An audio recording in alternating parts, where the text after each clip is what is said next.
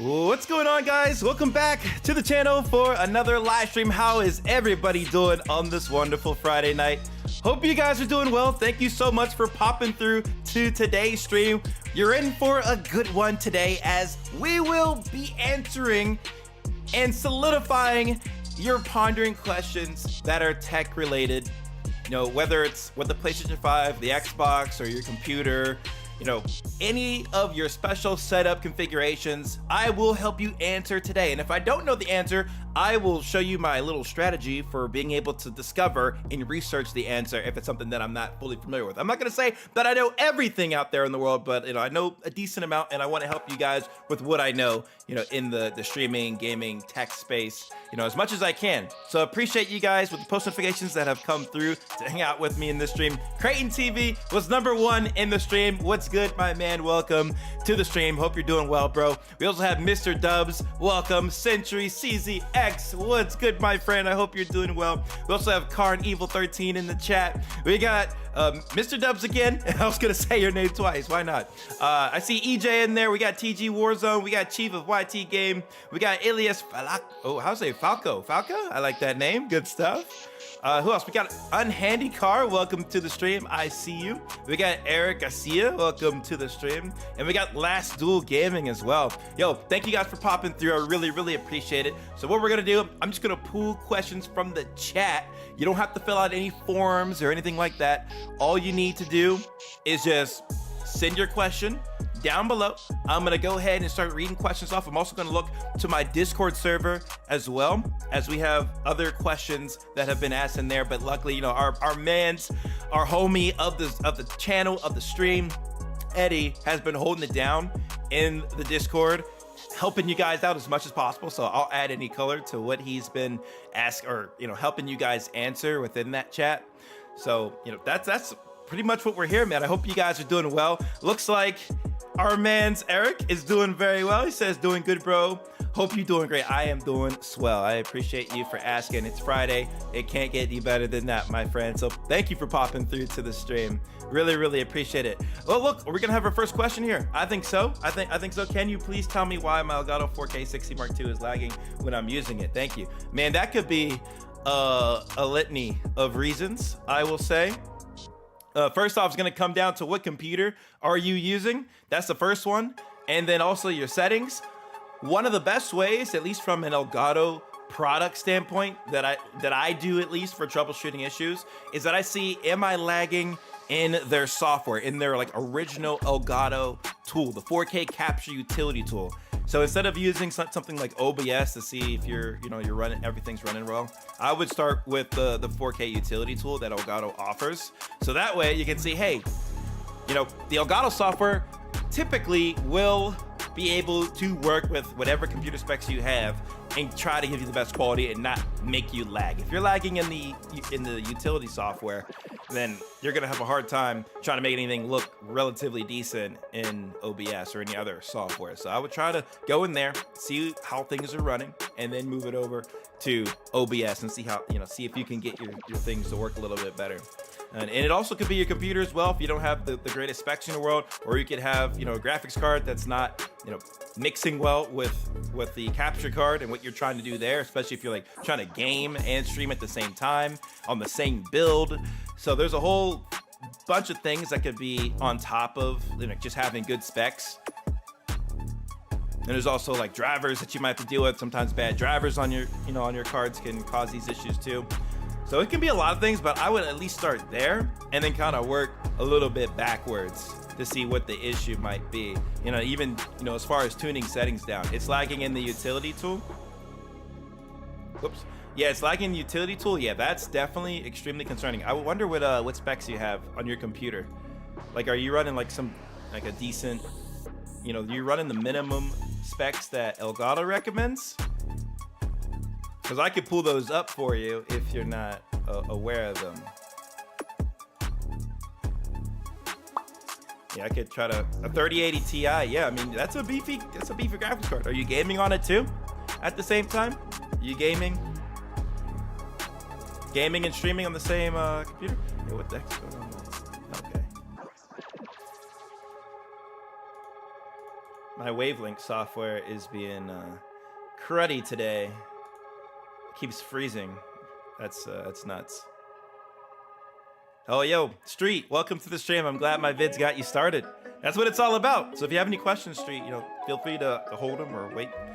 Send them in the chat whenever you feel, you have a question pop up in your head. I'm here to try to help you guys out. I even have OBS running on a second screen to try to help you guys a little bit further that might have problems and want to see something a little bit more hands-on. So we got OBS up and running right in front of me here. I'm so happy I have this configuration set up and running well. So this is what you guys are seeing is my Mac screen. That is my Mac screen. So luckily, a lot of the settings are pretty similar between Mac and Windows, so I can kind of help you guys finagle through any settings if they come up. But I got this on the side in case y'all need it, of course. But yeah, I'll just kind of keep answering questions here. So today I didn't try to stream. Okay. Yeah, that's very odd, especially on a 3080. Like that thing's a beast. So. Could be the graphics card causing some funky issues. Could try reinstalling, updating your drivers. That's something else I would do. Make sure you're up on the latest drivers, and also make sure you're. I would even make sure that the 4K utility tool is up to date. Sometimes they throw in driver and software updates too. I always recommend having the Elgato software installed on your computer at the same time as any other stream software. So just make sure you're up to date with everything. And sometimes being up to date with everything can cause issues, but if you're having issues, then it's better to update than to not update. Pull this over here a little bit. A wee little bit.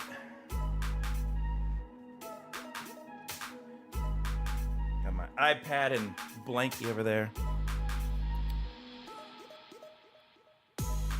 Yeah, I would say it's gonna take a lot of trial and error on this part, man.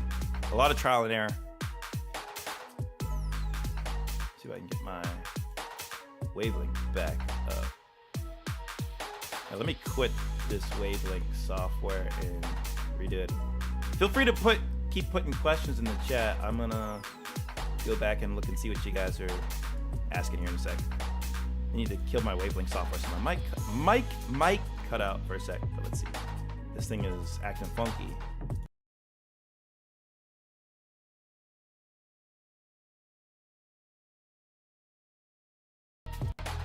Okay, now we're back. Hopefully it stops acting weird. Stop acting weird, man. Okay, close on that out. All right, cool. All right, what else we got? Yeah, last duel I was hoping to be a little more helpful there for you, but that's those are weird issues whenever you have like a beefy stacked graphics card, mixed with your setup and things are like lagging.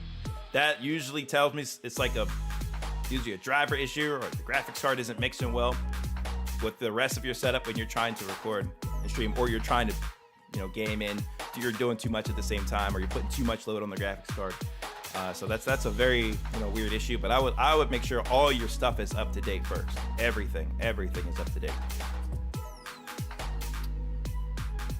See what else we got here. All right, I have the AverMedia capture card. I got everything set up. There's just a 10-second delay. I don't know what I need to connect my HDMI to the TV and laptop at the same time. Which AverMedia capture card do you have? If it's an older one, I wouldn't be surprised, but the newer ones shouldn't.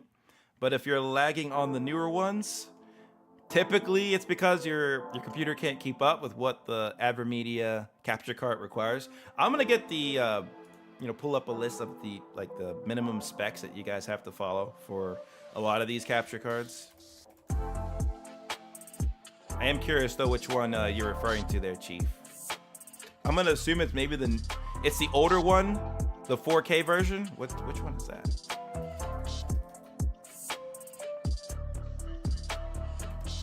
How old are we talking here?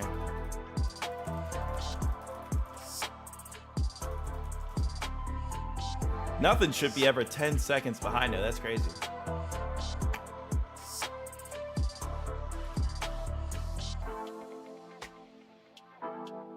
Is it like the Like the GC513 one.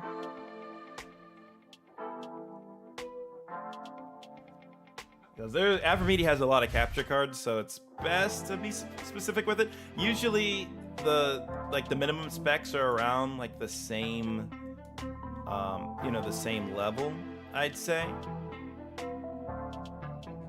So like anytime you guys buy these cards, it's very, very important to look at the minimum specs, because sometimes it won't always match up. Where would they hide that information here? Because minimum specs just isn't the operating system. That's only a very, very, very small sliver to the puzzle. Let's see if we can just find it. Well, they know how to hide this stuff on Amazon, it seems. So in that case, you'd have to go to their website to get the minimum specs, which, okay, fair enough. We're gonna go to avermedia.com. This kind of digging you guys have to do to find some of these things that you need.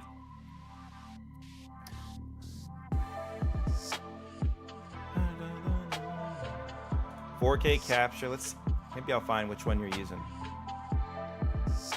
They're coming out with like a new one, which is this one here. This is gonna be super exciting to mess with. They said they were sending me one, so I'm gonna wait for it in the mail. I see you down there, Sin White. What's good? I'll get to your question. Yeah, so this one's gonna be super exciting. Maybe we have this one, dude. It's shaped triangular, big block. Triangle, big block. That one might be like Dunzo. They might not even be supporting that one anymore. Let's see. It kind of looked like the one I first had up a little bit. Yeah, it's gonna be tough to find, but let me just kind of show you the kind of thing you want to do. Yeah, I don't know. None of these look like necessarily a triangle. Maybe this one I was thinking, kind of like this one. That one might be the one you have. Let's assume that maybe that's the one you have. But usually you want to go. You can check out the specs, but then there's also, if you scroll down a little bit more, you have all this information down here. And it's just so important to pay attention to. You got to be on the right operating system for one. If you're not on the right operating system, that can mess things up. And then like it tells you the recommended CPU. So this one's an Intel Core i5. i7 is recommended. Okay. Wavelength, you've been messing up all stream and freezing. I don't want to hear it. And then it also actually recommends having a graphics card, which, it's not like 100% necessary. I mean, obviously it's definitely a nice to have, but it's not like you have to have a dedicated graphics card, but it definitely goes a long way. Which is why it's wild that the first guy said his 3080 was lagging.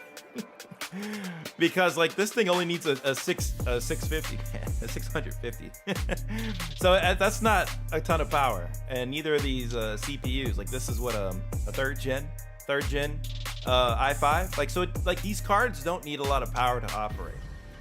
And if you have even just a super strong CPU, that can just stand on its own. Anyways, I kind of got lost in the question. There was a question we had here. Yeah, you said there's a 10-second delay. So yeah, usually anytime that I've had a delay, it's been because I'm running too much stuff on the computer. So I would just close out of everything that you could possibly be running. So browsers, Photoshop, if you're running video editing software, I would just close out of all of that stuff. Just have the software that supports the AverMedia capture card. So you're probably using OBS, probably here. Just have that connected. That's it. And see if that will fix your issue. Now, the older capture cards, a lot of those have natural delays on them. So if your computer's slowing things down and you have a very old capture card, things are gonna be even slower, because those old that are like 5, 6, 7 years old, those really old capture cards, they have like a 3, 4, 5 second-ish delay naturally, like automatically. That's why I never recommend people try to hunt down for like an old card. It's just not even worth your time. You want something that'll be as real time to your to your motion in game as possible, You don't want that delay, because then in that case you can't even listen to the audio over HDMI or listen to it on your computer, because it's going to be so far behind it's going to be useless. So I remember those days with capture cards. It wasn't fun, but we've gotten a lot better. Now we're like we have like a minimum of like 30 milliseconds or something. Like they've gotten capture cards to be like super fast. They're not like absolute real time, which is why the marketing that some of these capture cards have is kind of funny. Like they'll I think Elgato has like marketing where they say it's like real time or like something preview. Here, I'll find it, but it's like it's kind of true, but not really what they're saying here. Here, I'm gonna find it on Elgato's website, because it's interesting, you know, like, terminology and wording that they're using for these products. It's like game preview or real time preview or something. What the heck do they call it?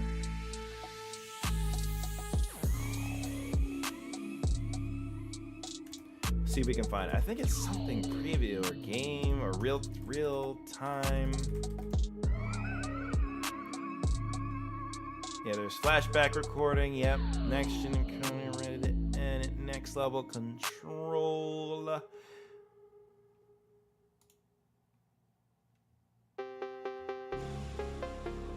Unless they did away with the terminology, I kind of doubt it though. I highly doubt it that they got rid of this. It was something that was presented on the HC60S long ago. Ah, there it is. Instant game view. That's what I was talking about. So, like, in a way, yes, it is instant. It's definitely instant, but it's not real time. So you guys should never be looking off of the display or off of the preview or the game view, because it's gonna be just a smidge behind. That's for like all the capture cards. There's nothing that's like on the money. Even capture cards you put into your computer, like they're not like that fast. Like you're not gonna get like the real-time preview, because that's what this would be, real-time game view. If it was legit like instant game view, we can say that that's mostly true, because instant means it happens right away. Like, oh, it happens in an instant, but not in real time.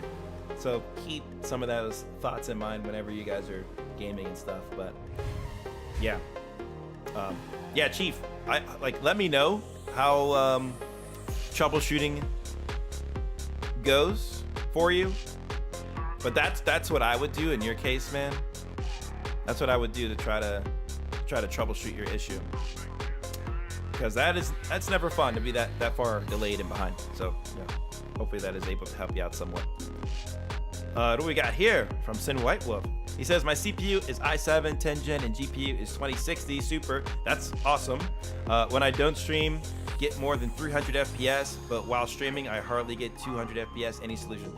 Yeah, this is part of the battle. This is exactly why people get dedicated gaming computer and a stream computer, because this is always going to be the case. You're never going to be able to keep your FPS so high while you're streaming, because streaming is going to take something away from from gaming. That's just the nature of the beast in a lot of respects. And that's why you see so many big streamers. They just have their own streaming PC so that their game are uncompromised. Yo, Some Cyan, welcome back to the membership squad, my friend. Good to see you, bro. Thank you for popping through to the stream. Thank you, brother. Thank you.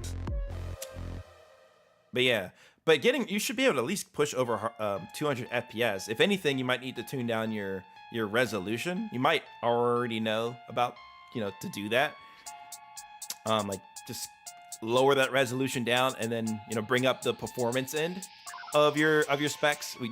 Even within the game, if you do that, then you can try to push a little bit more FPS. But you're gonna obviously take a hit on resolution, so something's gonna take a hit if you're gonna be streaming at the same time, unless you get a dedicated stream computer.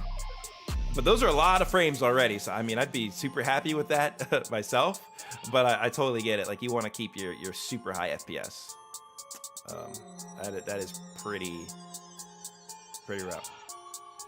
Pretty rough. Oh, Irish Beast says, what's your opinion on using the Go XLR for audio? Not for me. I know it's a very, very popular choice for streamers, and you know, it's great, especially as a single hardware device that can interface all your audio very smoothly and cleanly. I think it's amazing for that, but I know that they have recently lost their support. I don't know if anything's changed with that, or if new updates are going to come from like a different company or a different developer group. So that's kind of concerning that they're just abandoning it in some capacity.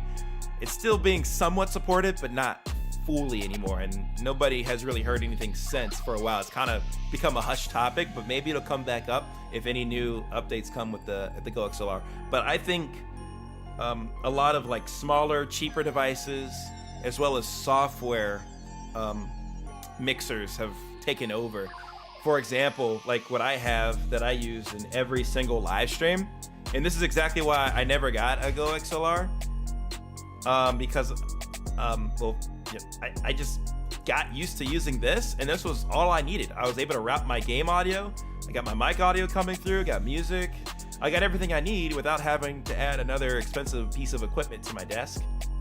I mean, I would have totally tested out some Go XLR equipment, but you know, they never sent me anything, so I'm good. I just never found a good use for it. But that's, you know, I do get it. It's a nice device. It has a lot of features and capabilities.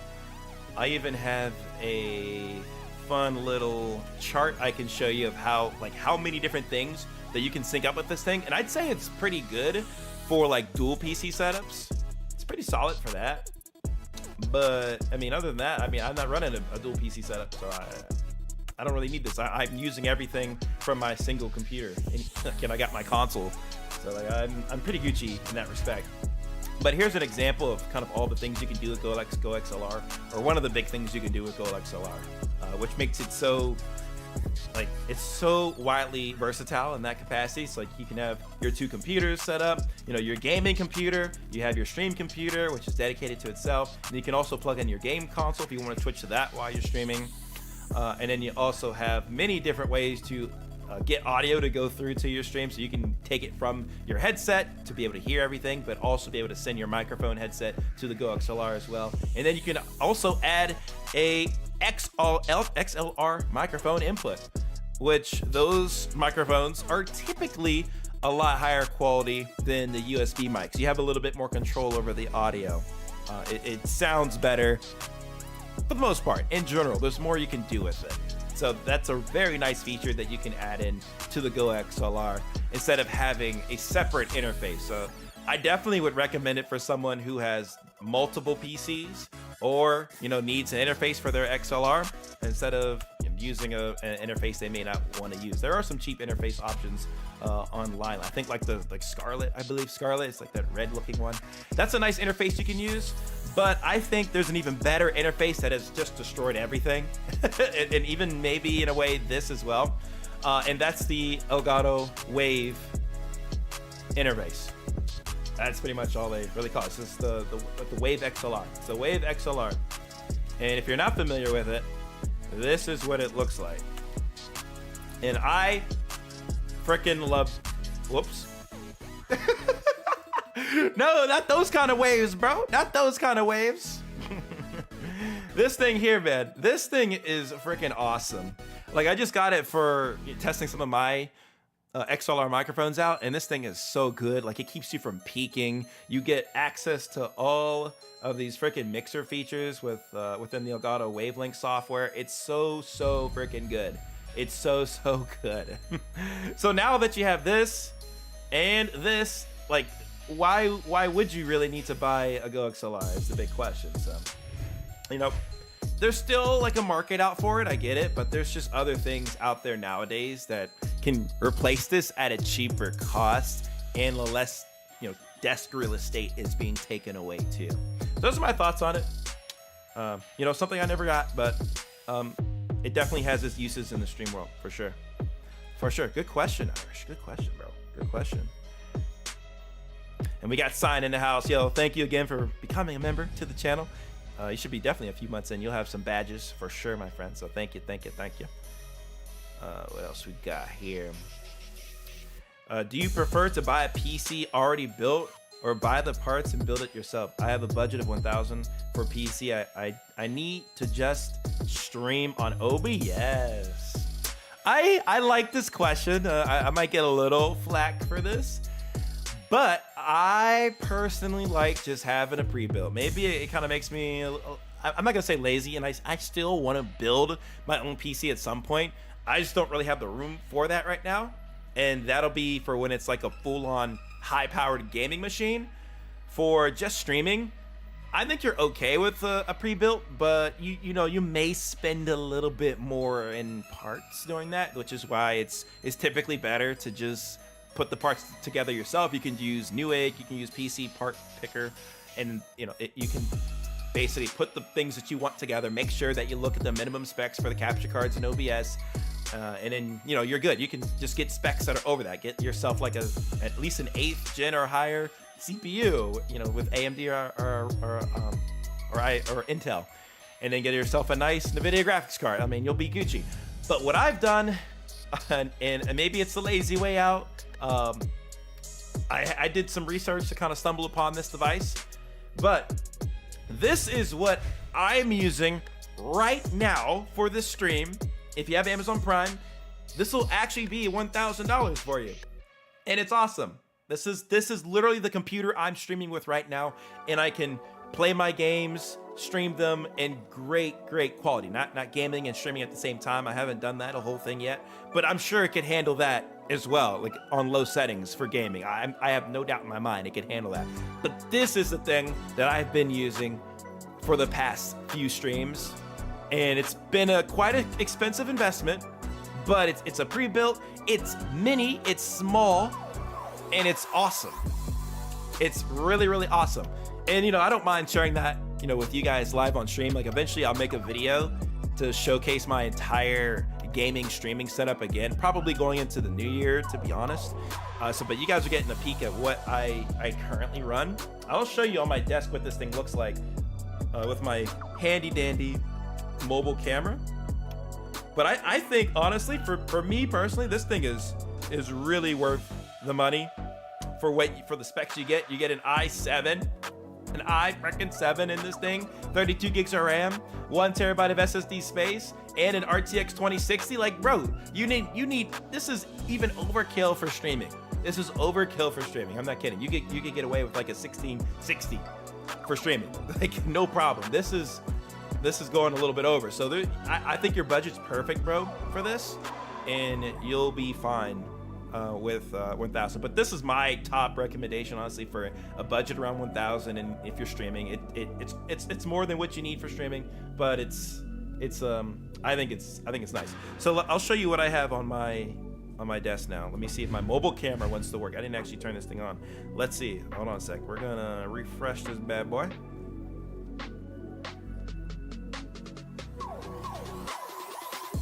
We're on the same internet. Epoch Cam is tripping, bro. Paid all that money for Epoch Cam, and it's not gonna work.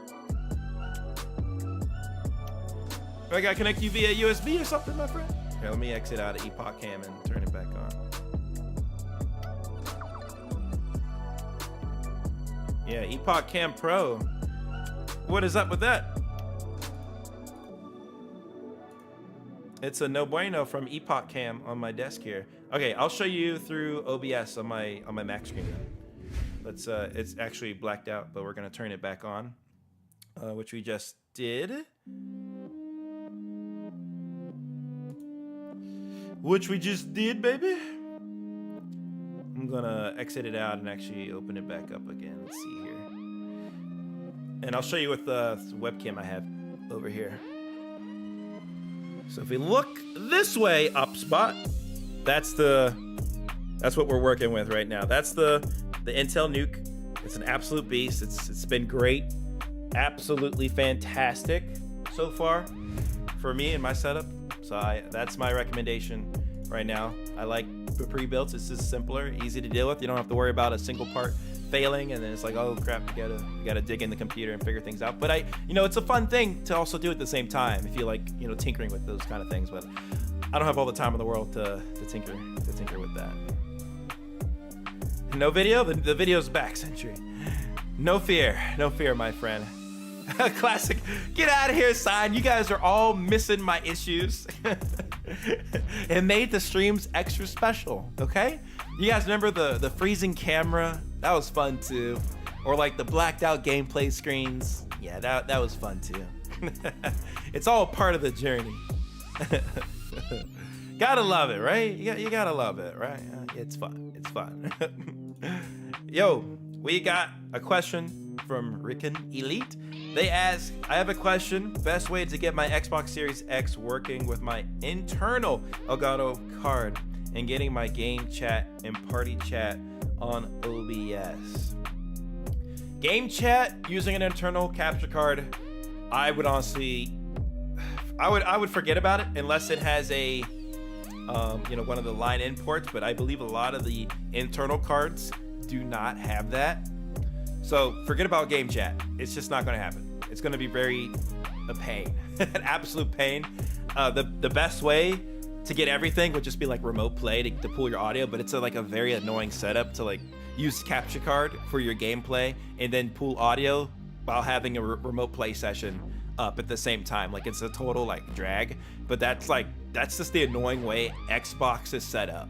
It's so stupid in my opinion. And PlayStation has some stupid stuff of their own by not like allowing multiple audio outputs, but that's a whole nother thing. Like you can't have it go to your capture card and to your headset at the same time. It's like one or the other with PlayStation. But with Xbox, you can't get your game chat to go over. Like what?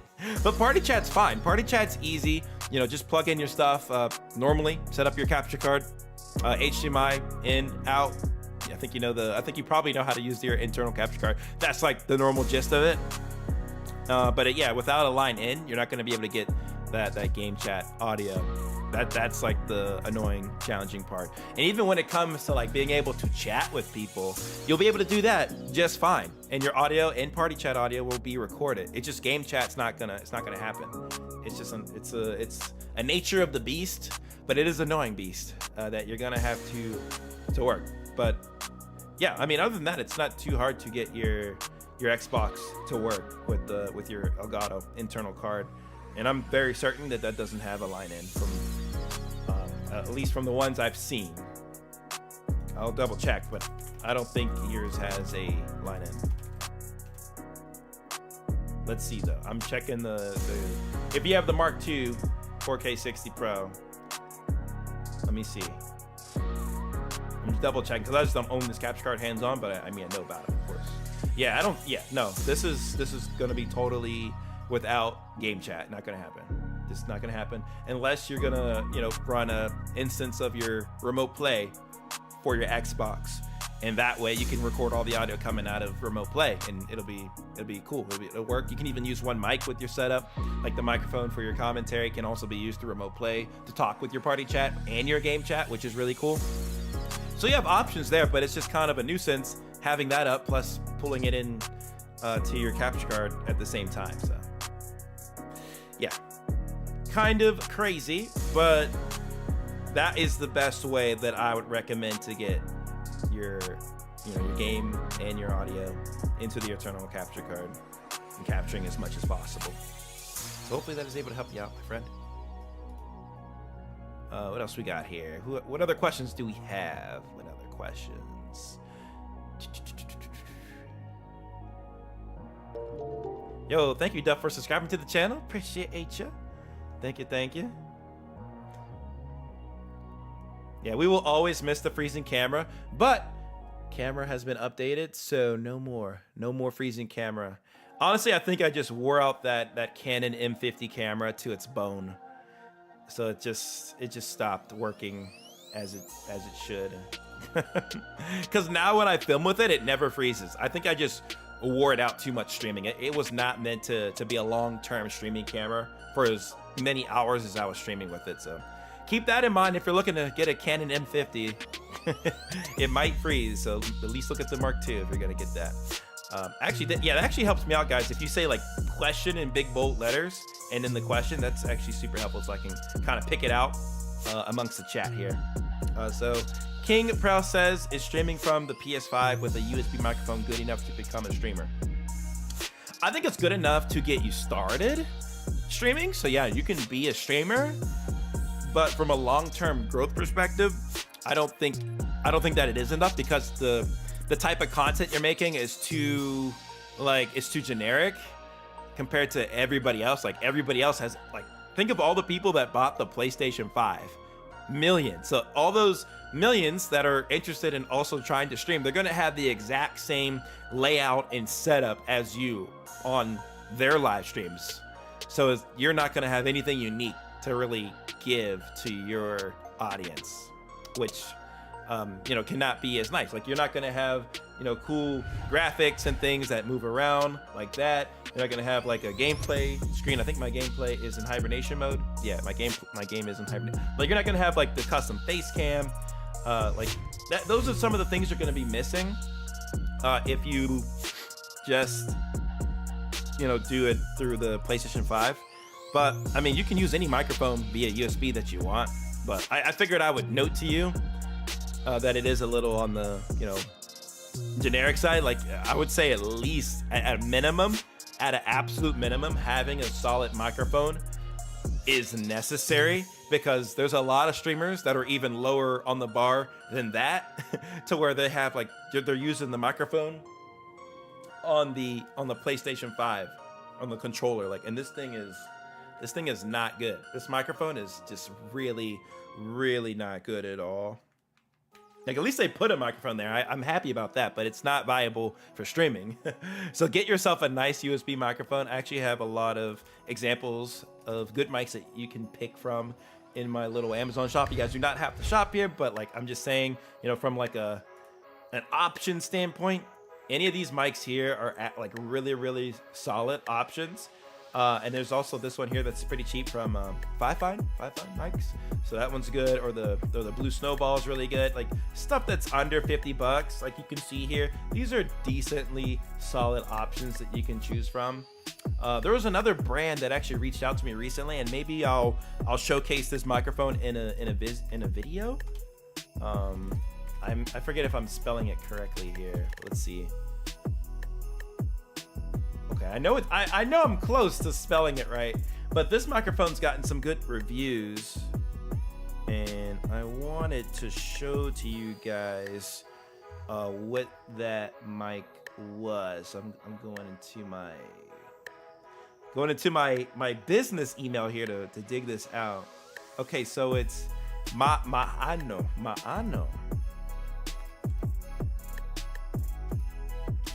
I haven't tested this hands-on yet, but it looks to be a good choice for people who want a nice affordable microphone. And it starts at like $35. You can get it in black, you can get it in pink, you can get it in white.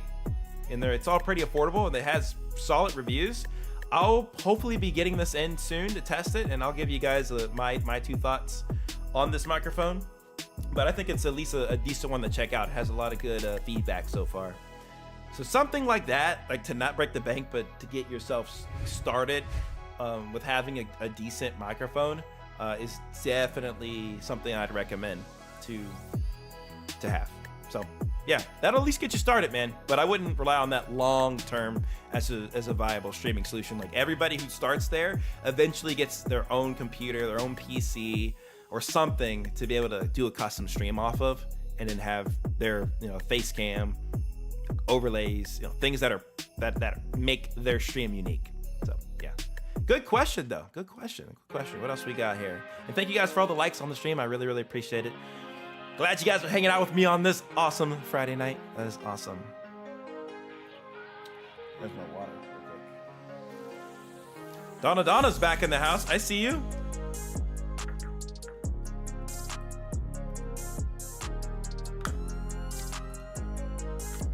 Donna asks, you did a video about PS5 H260X capture card to mic method with Elgato chat link cable. Is that still relevant? Yeah, nothing's changed there. Not until PS5 changes the way that they handle their audio routing, which I don't think they ever will. All PlayStation 5 needs is a single setting that says, hey, actually output to my headphones and to my TV. So over HDMI and to my headphones. If they enabled that simple solution, the 2 mic method would disappear. You wouldn't need it anymore. Because then you would just use whatever mic is on your headset. I mean, it's still kind of 2 mics in a way. But like you wouldn't need 2 USB mics. And I think that's what we're really getting at here, is that you have to have 2 standalone mics. Like an extra, you know, a whole separate mic. Like if I had this thing up and running, you know, like in front of me here, like 2 mics, like that's annoyingly it's an overkill. But like you have to do it with, you know, PS5 because of the audio routing issues. So yes, it is still viable. It is still what you want to do if you're not using the chat link cable. If you don't want to use it. If you do want to use it, you can use the mic attached to your headset, connect it to the chat link cable. That'll pull your mic audio through the chat link, and then you got to get another mic for commentary. There's no way to have that audio pass. Oops. No way to have that audio pass to the PlayStation 5 and then to the computer. That's another thing I see like a lot in my chat, in my comment section when I'm just trying to reply to chats, like when I'm like on my downtime. A lot of people get really confused and say, why do I have to have another microphone? Like, why is it my audio coming through with my capture card gameplay? Like, that's just not how it works, unfortunately. Like, that microphone is strictly for the PS5 to be interfaced with so that people in your party chat, game chat, they can hear you. But on your computer, you need to have a microphone connected to it in order for your voice to be picked up. Without it, there's nothing you're not going to get your audio to come through. It ain't gonna work. Oh, yo, Khalita Till Will says he's right. The mono podcast equipment bundle 10 channel works great for me. There you have it. We already have proof that this microphone that I just showcased a little bit earlier is a good one. Right here. So if you need a microphone because you can't get your audio to flow through the PS5, which that's never gonna work, because it's going to be interfacing with the PlayStation 5 and not the computer. You have a microphone right here you can pick up for a good price to interface with the computer, because it's going to need to interface with the computer.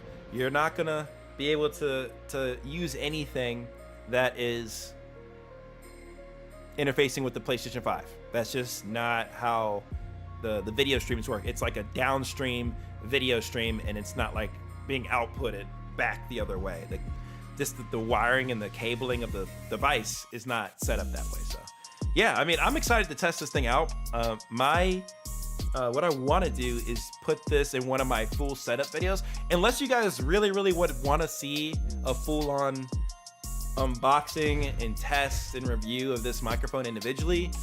From my past experience trying to do microphone reviews on this channel, it hasn't really panned out. Most people just don't watch those videos on my channel. So I'm thinking I could definitely use this, but integrate it within like a full setup video to showcase how you can integrate it with a full setup, not just the microphone itself. Now, if you guys want to really see an unboxing and review and all that of this microphone by itself, let me know. But I don't think majority of you guys really are too interested in just seeing like an individual mic review video. Maybe as a short, I don't know, but I'll just pair it with a full setup video. It should work with Mac. Yeah, it works with Mac. There you go. Yeah, it works with Mac.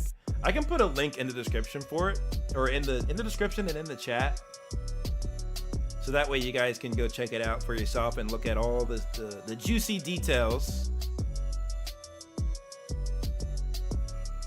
in its full glory.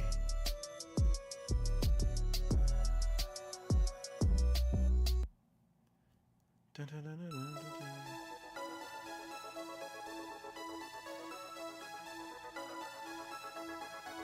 Alrighty. Where's my stream? It's right here. Okay.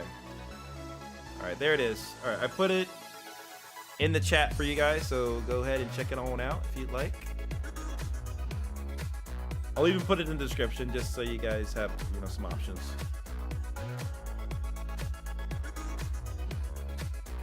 Alright, Just save that. Okay, cool.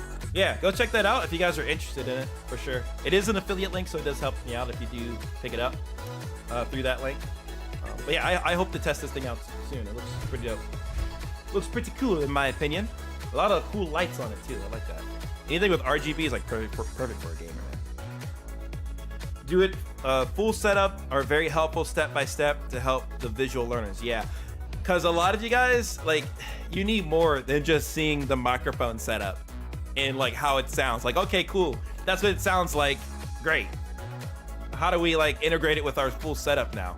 What do we connect it to? Some of you guys think you need to connect it to the PlayStation. Some of you guys think it needs to connect to the computer. And I think showing the full setup definitely is more valuable because you see the whole end-to-end process. So yeah, I definitely want to integrate this within like a full budget streaming setup. And I had somebody earlier in the stream ask about the V-Link, and I do want to get to that too. And I think it'll be a part of the video I do with this microphone. Because if you guys aren't familiar with what I'm talking about with the V-Link, that is a mini PC. And I want to test it out on a full streaming setup. And it's so affordable, like 270 bucks. Like I could have all my gaming equipment already, and then all I need is this affordable PC. Like if I'm like a part-time worker at a fast food joint and I'm 15 years old, I could probably make 270 bucks. What, you know, if I don't spend it on stupid stuff, probably at the most 2 weeks. 2 weeks, 2 weeks of work, guys. 2 weeks of work at McDonald's, and you can probably afford this thing and kind of start your streaming career. Especially if you're like your parents or somebody else already got your like console and all your other gaming peripherals. All you need is the gaming PC. You can get, well, it's not really gaming PC. It is, you can probably game on it, but like all you need is the PC that is functional enough to stream, and then, you know, affordable mic, affordable webcam. That's it. Boom, you're done. So that's the stuff I want to cover in a future video. I want to fully test this to make sure it works, but I have great suspicions that it will work. It has a Ryzen 7 in it, 16 gigs of RAM, which is more than enough. All you really need is 4 to 8 actually for streaming, but 16, more than enough. Great, that's great. You can do other stuff on the computer if you want while you're streaming. That's dope. Like, this has all the power I really feel that you need. Like, it doesn't have dedicated graphics, so that's gonna be the, you know, the flag, I guess, you know, the if. But I think for what these PCs offer here, I don't see why they wouldn't work. Even this one's got to be new. I didn't even see this one recently. What the heck? This one's also a B-Link, but it's a Intel 12th gen. Wow, 190 bucks? Are you kidding me? What? No freaking way. When did this get on the market? I didn't even catch this. It's even cheaper than the other one.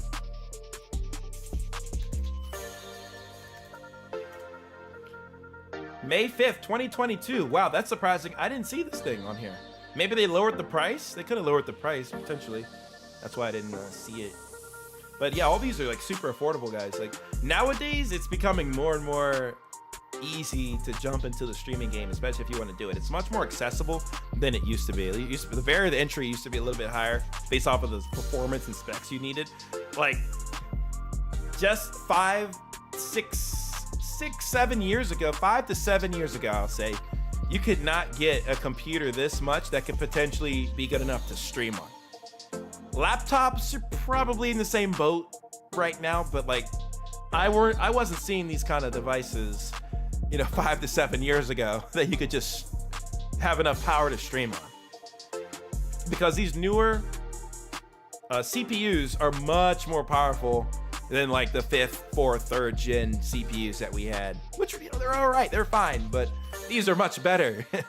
You're getting the quad core and 6 cores, 8 cores. You know, those are so much better. How many cores does this particular CPU model have? If it has more than 4 cores, I'm gonna be shook. 12th gen,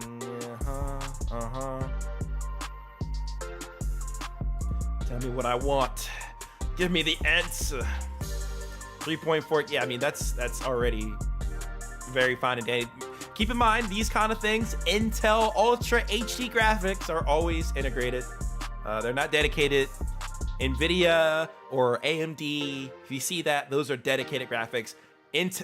Integrated is always going to be living on the CPU. It's on the CPU. It's a part of the CPU. Okay. Let me just go to the specs of this thing, which should be max screen resolution 4K. Wow, that's nuts. That is pretty crazy, guys. Okay, so that's 4 cores. That's all you need, guys. Really, to be honest, 4 cores. That's at a minimum. 4 cores, baby.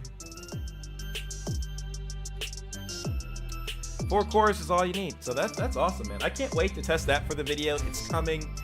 It's coming. It's in the works. But I have so much stuff on my plate for like the videos I want to complete before the end of the year.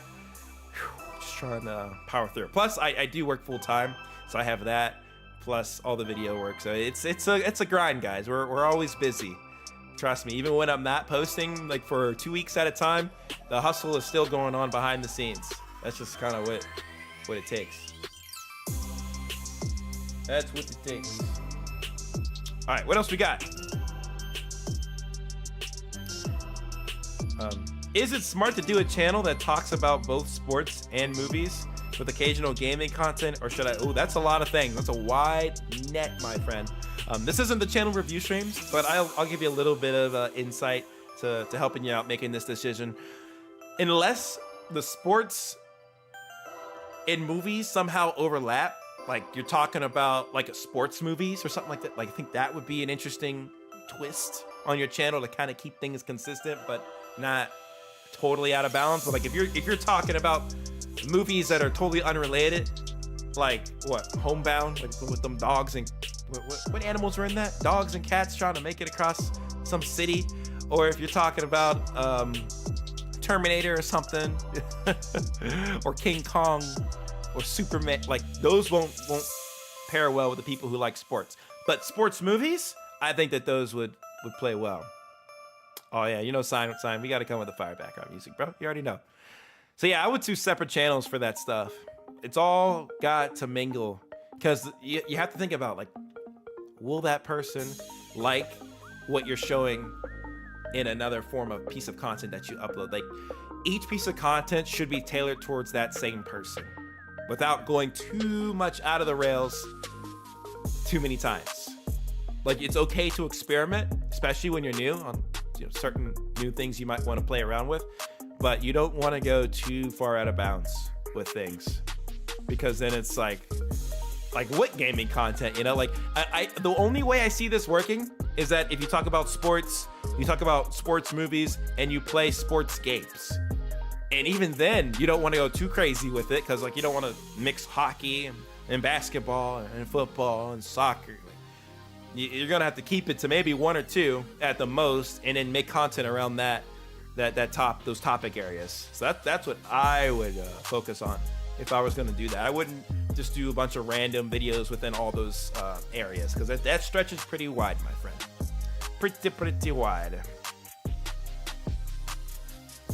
Yeah, we used to play with people. I'm not gonna say that that's never gonna happen again, but we're doing more of the kind of helpful streams like us nowadays. But we will do some more gaming streams in the future. They're just a little bit more limited, as I kind of like focusing on these kind of streams, because they seem to help more people than you just watching me play a game.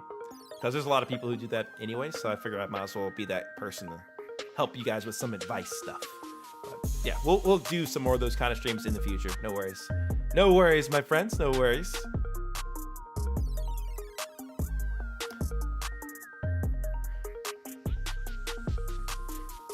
Yep, Creighton knows what's up.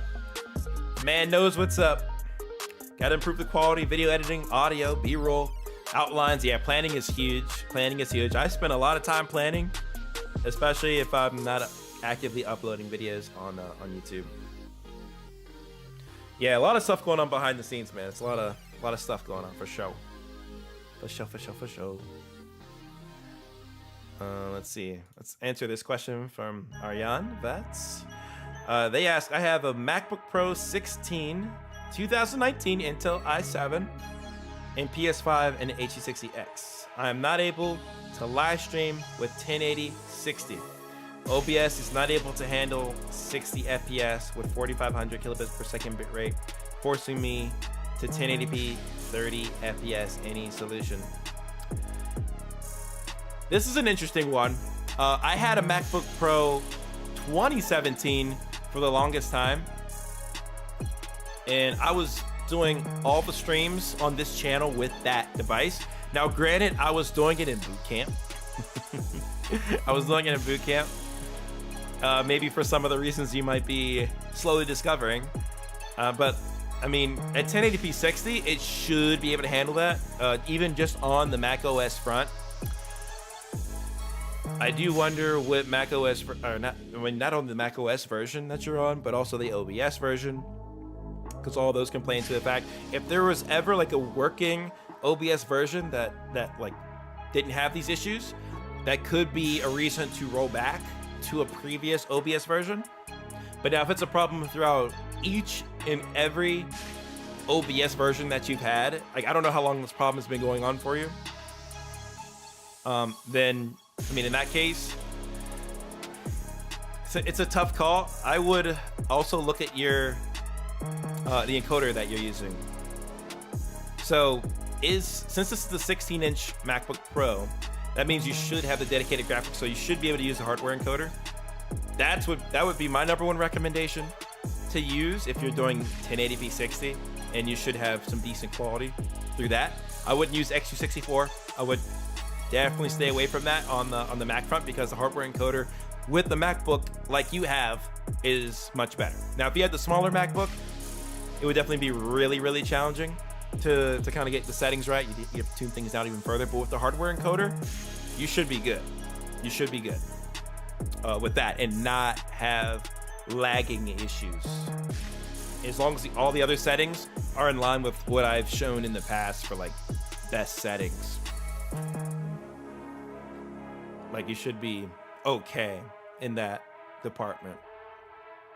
Like, I'm sure it's something small in your settings that is making it lag, but typically if I'm like lagging, you know, I might have like a lot of overlays or graphics going on in my OBS project, which can lead to lag. You might be running a whole bunch of other applications in the background, possibly, which can lead to lag. It can also be, like I just said, with the encoder.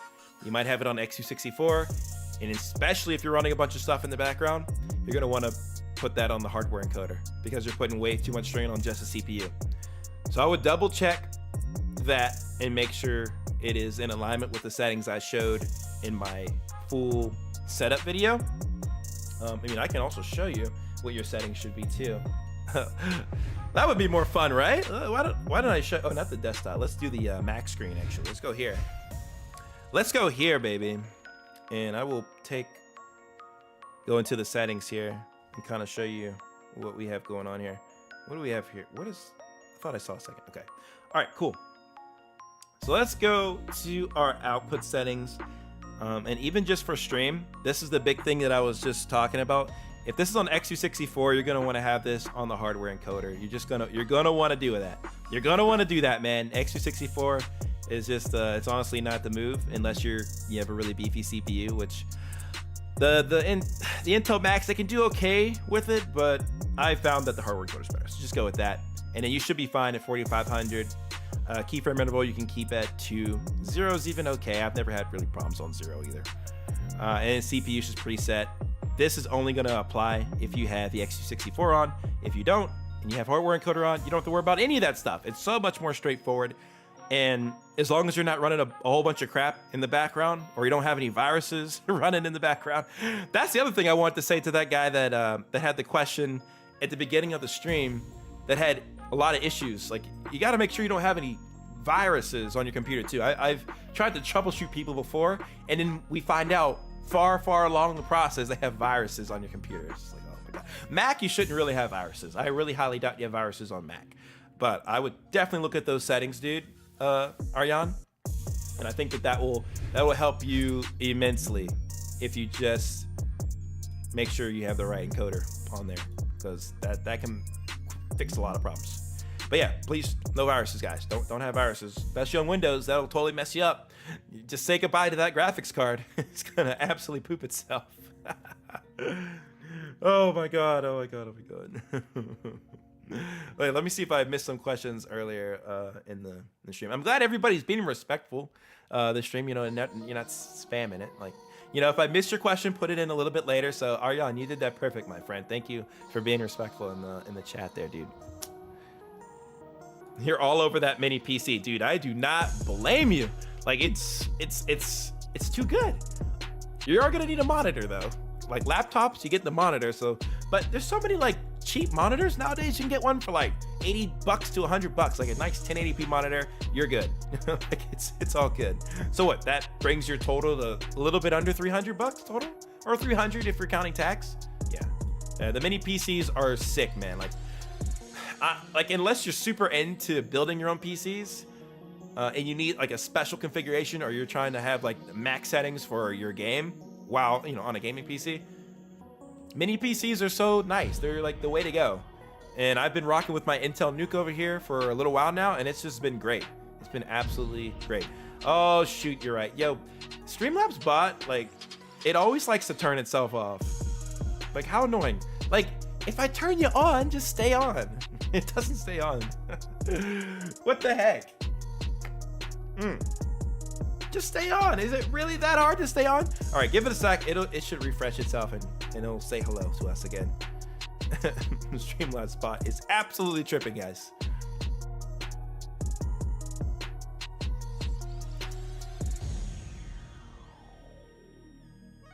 All right, Mr. Dubs had some questions here. How to get PS4 game audio working on OBS or slobs through the HE60S Plus. You have two options. Your first option is you can get the Elgato ChatLink Pro cable. You can plug that into your controller, and then you can plug your headphones into that. You know, if those headphones have a mic, your mic will be heard through the controller that interface directly with the PlayStation 5. And then the other remaining end of that Elgato ChatLink cable will be plugged into the capture card, which would be your HE60S Plus. Now, if you want to go the second route, you can pull the audio over HDMI instead of analog. If you're going to do HDMI, you don't want to have anything plugged into your controller. So that means nothing in this port here. This is where the chat link would go and your headset would go. That would be wired. But you don't want to put you don't want to put anything in here if you're going to do this over HDMI. That's how I typically like to run it, so I can just be completely hands-free and just have my controller, and the audio will be passed automatically over the capture card into your computer when it's connected. So it'll all go through your HE60S Plus, no problem. Just make sure that in your Elgato software settings that you have HDMI selected, or if you're going to use the chat link method, go with the analog method, like analog drop down. So there's two options in your settings. By default is going to be HDMI, which is what I use typically, just because I like listening to all my audio through the computer. I can hear my music, and it's like it's one of the best ways that I can even utilize this Wavelength software that I have here. I could have my game audio coming over HDMI right here. I could also have it come over via the chat link cable, but what's the point of that? Because I'm going to be listening to the audio through the controller, and I'm not going to hear everything else here. So that's why I always recommend go with it over HDMI, because you have a lot more options and things you can do with the audio, and it's just better for your experience. Now, is there a slight disadvantage to doing that? Ever so slightly. It hasn't really affected my gameplay because I'm not a pro gamer, but if you're a pro gamer who needs the absolute quickest audio response time, then yeah, you're gonna go with the chat link method in that case. But if you're a casual gamer, or just, you know, you're pretty good at games, or you kind of like to play a little competitively, but it's not gonna make or break your sanity if you're just a smidge behind. And I'm not even saying like 100, I'm not even saying like a second. It's like 50 milliseconds or 30 milliseconds behind on audio. It's barely noticeable. I don't even pay attention to it. So I usually go HDMI. But those are the two methods for how you can get your audio from the PlayStation 4 into the HE60S Plus into your computer. So hopefully that helps you out. Yeah, so how do I use HDMI? So yeah, I just explained it there. You probably just heard it, but just don't plug anything into your controller. Don't plug any USB headsets into your PlayStation. Don't plug any wireless headsets into the PlayStation. plugging in. I mean, you know, you're using the adapter, but even using those like USB dongle adapters takes away all the audio from over HDMI. It won't work anymore. So you can't use any wireless headsets like that, and you can't have anything plugged into the controller, or else it'll not work. So keep that in mind. There's only a few headsets that you can use wirelessly, and they have their own special configurations. So one of the recent ones I did in one of my latest videos with the Arctis Nova Pros, you can use the game DAC to get your audio out of that into the Elgato capture card to your computer.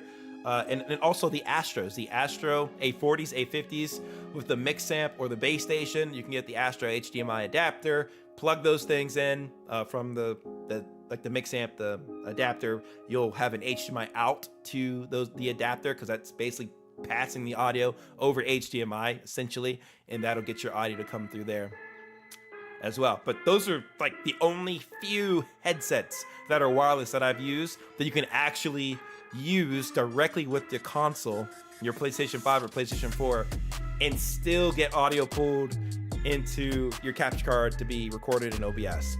All the others, like if you're using the Pulse wireless headset, because you're using the adapter, it's not going to work. It's not going to work.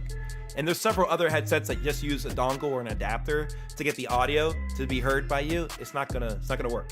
So yeah, if you're using HDMI, just listen through the computer strictly. Do not have anything else plugged into the PlayStation outside of like a second USB mic. Have a second USB mic connected to the PlayStation, and you're good. The first USB mic will be plugged into your computer for commentary, and you're chilling. You're chilling.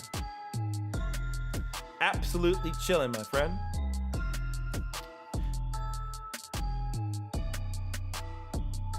Let's see what other questions we have here. Streamlabs bot is still asleep. Goodness gracious, man. We're gonna have to fire Streamlabs. They're tripping. Are you going to make a video for best budget monitors for PS5? At some point. It's not coming up on the docket right away in my list, but maybe at some point we can kind of come back to that. If I had an opinion on it though right now, I'd say the Kuri monitor, which I have right there. You guys probably couldn't even tell it's a monitor, but that Kuri monitor, it's like around $200. You can get over 120 hertz. I mean, on PlayStation 5, you're gonna get 120. But I love that monitor. Like, if I had a choice for best budget monitor, it's right behind me right now. I should have done a video on it probably when I got it. But it's a nice monitor. It's a little bit false advertising because it did tell me that it supported 144 hertz at 2K, but that was only through the DisplayPort. Got to dig in your specs here to find this stuff out. Of course, really annoying.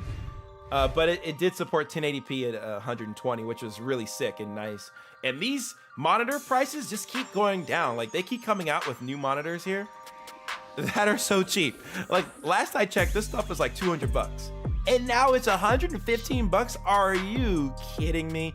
And I highly recommend Kuri. Kuri, like the monitor, the screen is really nice LED panel display. Thin bezels with this one. Mine also had thin bezels, but these are nice monitors, man. These are so good. And you're getting full HD at 100, like, you're not gonna get 165 hertz obviously on PlayStation 5, but 120, 1 millisecond response time for $115. Yeah, sign me up. I'm good. I'm kind of happy that the monitor prices have kind of started coming down a lot, because it's just becoming easier to get some of this tech again. I remember when all the tech items were like sky freaking high, and it would be like $300-400 for a monitor like this. But now things have really chilled out a bit. Maybe the graphics cards haven't, but at least everything else, for the most part, has, which is cool. Maybe the supply restrictions have chilled out a little bit. What are your opinions on the LG Ultra Gear 240 hertz monitor?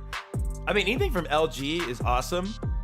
I don't necessarily have a strong opinion on it because I haven't used it hands-on before, but I'm sure it's good quality. I interface with a lot of LG products. I'm sure it's a solid buy. especially if it's a 1080p. 2K, that'd be like an HDMI 2.1 situation, but yeah, I mean, that would be a solid option. Let's look it up. I'm gonna look up the specs, and I can give you a little bit more insight to what I have just by looking at the specs here a little closer. But I know which one you're talking about. Yeah.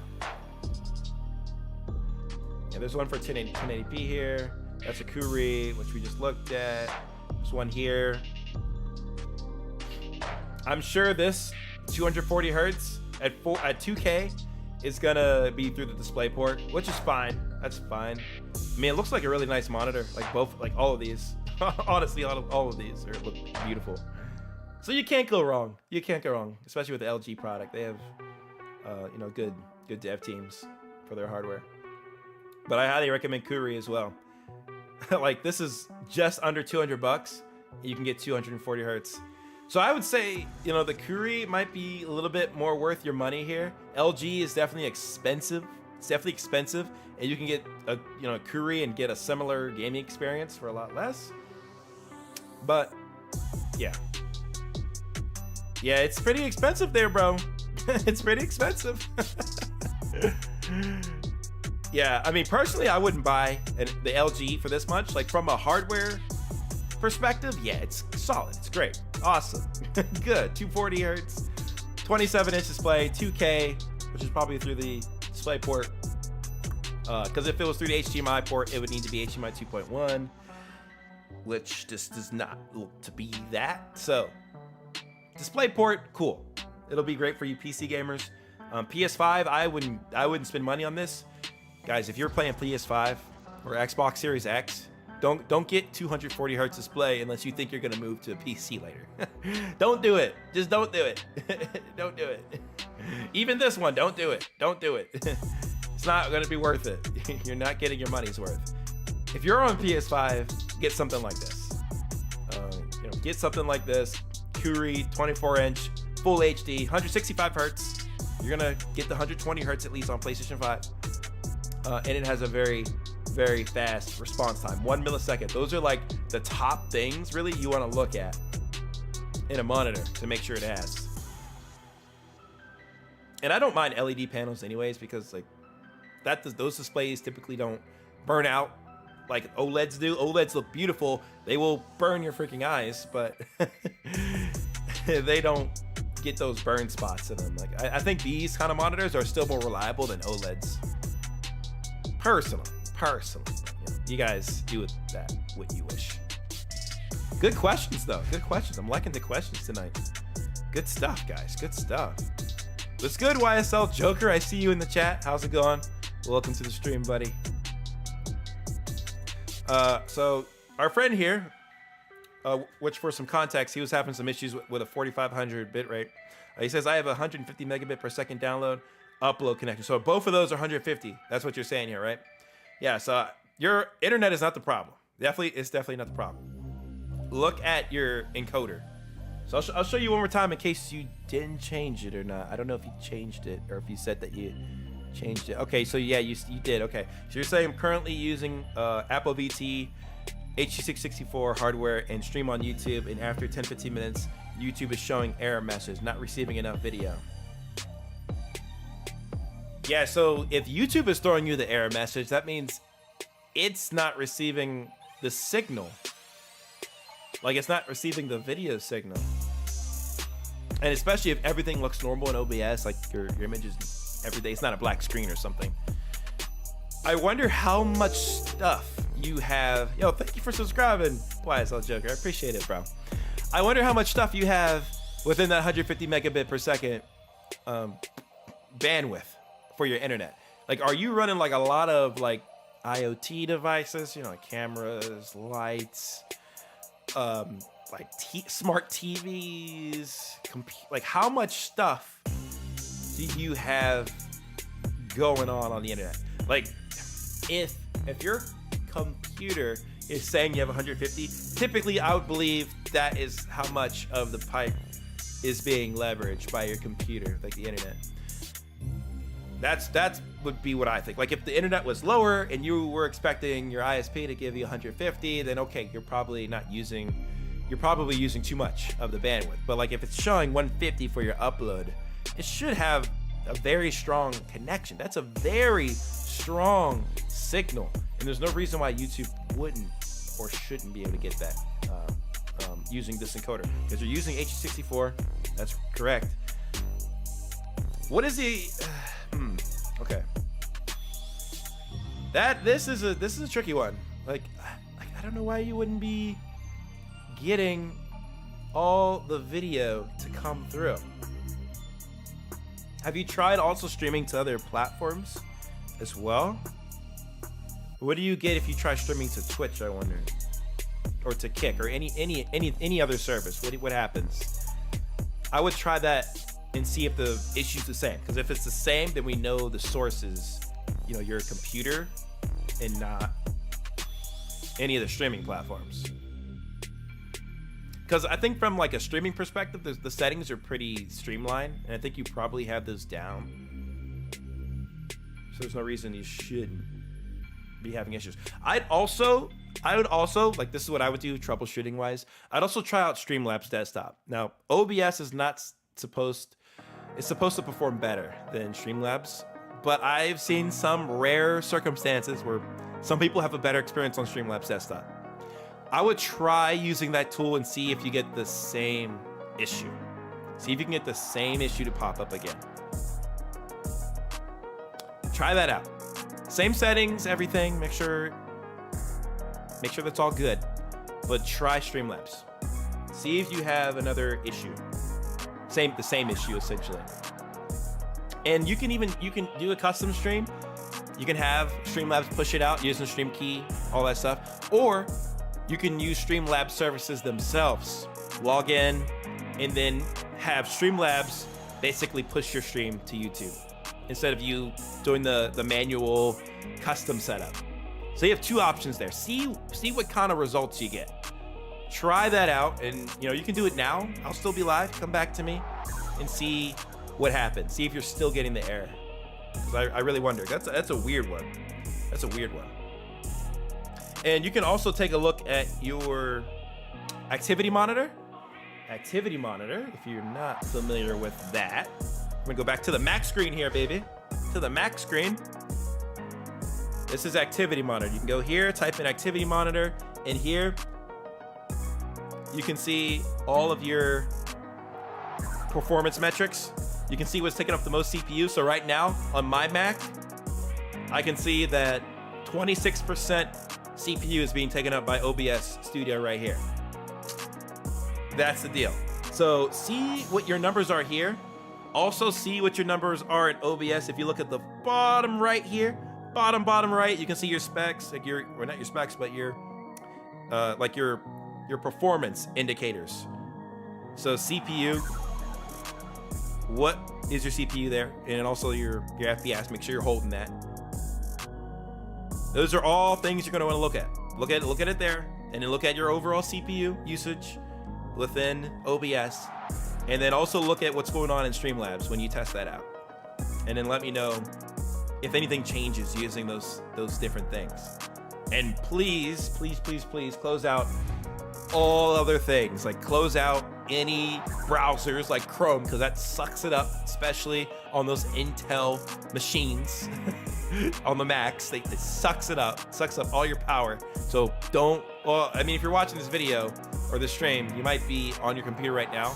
So maybe move to your phone and watch this stream and chat there so that you don't take up more resources.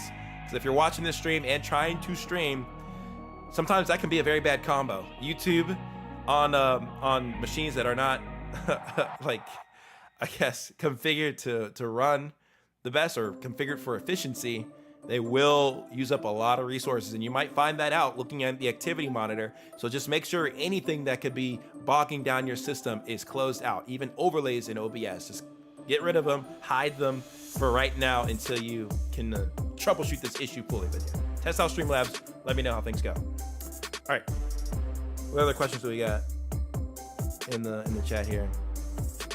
What's a great key light to have? I would say by a long shot, the Elgato key lights. These things are absolutely awesome.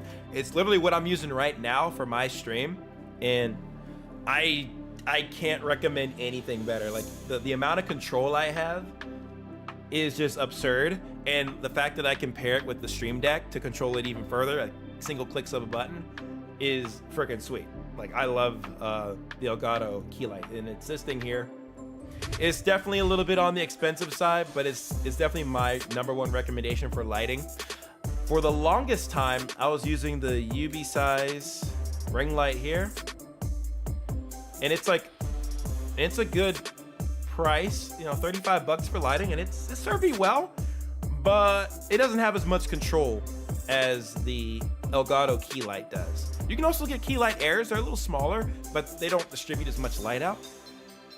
So I'd probably get this over a key light air, but I mean, you can kind of work with what you got, you know. Just my recommendations and what I've used in my experience. You know, these are good, especially if you're just starting out. Like I used this light for like the longest freaking time, but now I still use that light actually. I use it for shots away from my desk because this key light air, not the key light air, but the Elgato key light is kind of, it's like solidified on my desk in a way. But I have this UV size ring light. I still use that if I'm filming like behind me or I'm filming in another room. It still gets uses. It's just not as awesome as this key light. So think about that too when you're getting a light. Are you gonna be moving around a lot? Are you gonna be staying in one place to do your videos and your streams? You might need more than one light to move around and have a nice versatile setup, but that's what works for me. And I definitely recommend any like nice ring light like this, especially from UV size. Yes, yeah, it can be controlled with your Stream Deck. Yep. Yeah, and I have links for it, so if you want to support the channel, go in the description. I have the Amazon page, and I do have all the equipment that you guys will need in the world if you guys are gonna pick up stuff, because it does help out the channel. It allows me to be able to get more items to showcase to you on videos and on stream, that kind of thing. I think I might have put it in my extra content creator stuff. So yeah, I have the key light mini here, and then I might have put the regular key light in my full-on streaming gear setup. Yeah, so if you go to my page in the description, I do have like my full-on setup that I use for my videos in that link below. So it shows the laptop I'm using, the computer, the mic, my away from my desk mic setup, the cameras, lenses, and here's the Elgato key light here. So yeah, if you guys get any of this stuff, it does support the channel out a ton. But you don't have to use these links, but they're there for you in case you are wondering or you want to get stuff through my links. So it's all good. All right, thank you so much for popping through to the stream, brother. Have a wonderful night. I'll catch you. All right, Storm VR, what's your question, bro? What's your question? Let me go here. Let's see. I'm so stressed on making the wrong choice for a monitor for my PS5. Should I just go with one, or should I do a ton of research?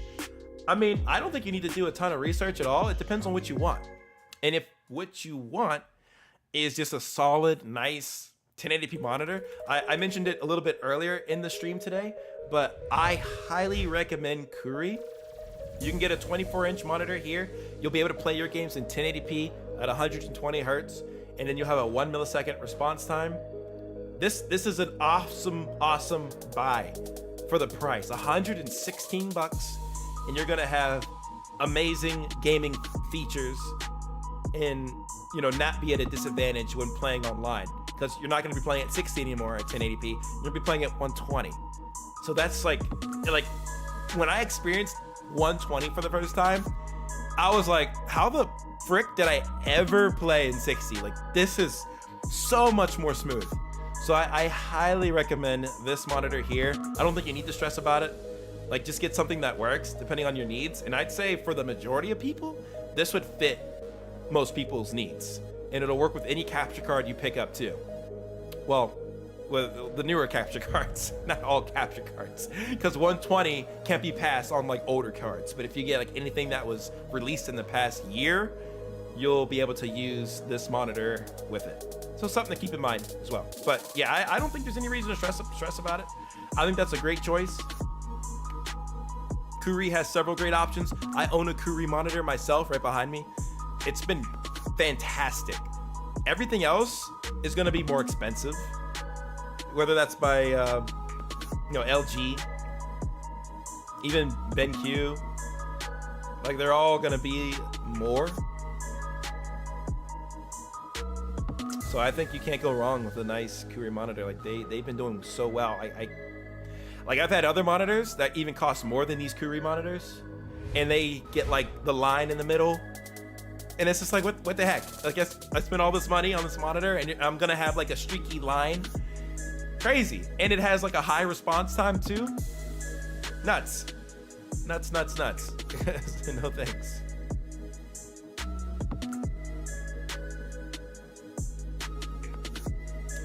Are you going to review the new AverMedia 2.1 capture card when it comes out? I plan to. I talked with my contacts at AverMedia. They said they have me on the list to get the capture card to do a review on. So I hope that is true. I've done stuff with them in the past. So I'm pretty sure I should be on the list to get the capture card, and I'll be able to do a full video on it. Like, this is one of those things where we will be doing a review video for, especially since my channel grew up on capture cards. I think it's like a no-brainer. Less so webcams and mics. Like, I've tried testing out like the webcams and mics reviews and videos, but those only, I guess, resonate with so well. But capture cards usually always do pretty good. And then like cumulative types of capture card comparisons, or even comparing like the different webcams against like a larger scale, which is something I want to do later at the end of the year, is compare like a wide array of microphones and a wide array of webcams as well, and show you guys which ones are the best instead of just like one-offs, because it's kind of too focused, it's too specific. But with capture cards, especially with an HDMI 2.1 capture card from AverMedia, like probably the second, in my opinion, most notable capture card company next to Elgato, like, yeah, absolutely. I can't wait to get this thing in my hand, man. Like, it's gonna be so cool. It's gonna be so exciting. Like, especially to use with the new BenQ monitor I got, which does support 4K 120. And this capture card that AverMedia is coming out with will also support 4K 120 pass. And for those of you guys that may not know what the heck I am talking about, I will show you guys, because I love showing you guys what's going on in this space of capture cards and new tech stuff that's coming out.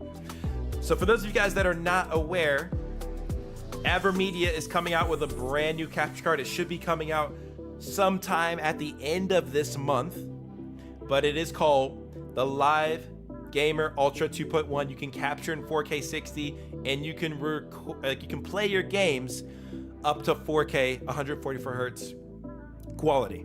Like, that is awesome. And with the PS5, it's perfect, because we need to be able to play our games in 4K 120 on the PlayStation 5. We gotta play our Call of Duty in max settings, Barry. we gotta play our COD in the top settings that we possibly can, right? And it also has an RGB, which is awesome. Keep in mind though that this won't work right away for Mac. Mac will get a firmware update at the end of December, or sometime in December. So it won't work for you guys just yet. But this is why I have both computers. I have Mac, I have Windows. We use them both, so that way we can test everything and see how things work across the board. Because I know I have like a mixed audience here, so I want to make sure that whatever I tell you guys will work for your respective machine. But yeah, it's gonna be so freaking exciting, man. Like, I'm so pumped for this. Like, they're also coming out with an internal capture card too, which will be later. But this is gonna be nuts, man. And this is how you set it up. It's as easy as that. HDMI in, HDMI out. You can even, use a chat link cable. Actually, you can use the chat link cable here, and then over here, you can plug it into your computer. Cables is going to be super important here, and I feel like a lot of people are going to get this twisted. You can't use regular cables or whatever cables are lying around. You have to use the HDMI 2.1 cable that came with your console. I think everybody should have gotten an HDMI 2.1 cable with their console. If you have misplaced that, I would search for it if you're gonna get one of these devices. Or if you're trying to play in 4K 120 at any point, you're gonna need that HDMI 2.1 specific cable. And you're gonna need it to go out as well to your display. It all has to be HDMI 2.1. What I want to test is to make sure if I'm not playing in 4K 120 and I'm playing in like 4K 60 or 1080p 120, can I just use my standard HDMI 2.0 cables? Just so we can do that. Now, does it make sense to play with HDMI 2.0 cables in this case? No, it doesn't. It doesn't make any sense, because why would you get this capture card if you're not going to utilize HDMI 2.1? Makes no sense. So you're gonna need those cables. I just wish a lot of these cables came better marked. Some cables do come marked, some don't come marked well, which is a mess. Like, at least put 8K on it. Like, that's what I'm happy that at least BenQ did with their stuff that they sent me. It says 8K on it, which means like, yeah, that is an HDMI 2.1 cable. But like some of the cables I've gotten from, I think Xbox and PlayStation, it just says nothing. It just says HDMI. Like, okay, I don't know if this is a HDMI 2.1 cable. Maybe by the look and bulk of it, sure, we'll figure it out. But you got to keep those cables organized, guys. Trust me. All right, thank you for coming through, Storm VR. I appreciate it, bro. And hopefully my answer to your question was able to help you out. But appreciate you coming through. I'll see you in the next one. Thank you. But yeah, very, very exciting stuff. Can't wait to see what this will look like in person. This is gonna be so awesome, man. It'll be one of the first videos on YouTube, hopefully, to showcase how awesome this card is gonna be for PS5 and Xbox. So we're on to the next generation of capture cards, ladies and gentlemen. It's gonna be super exciting stuff. Super exciting.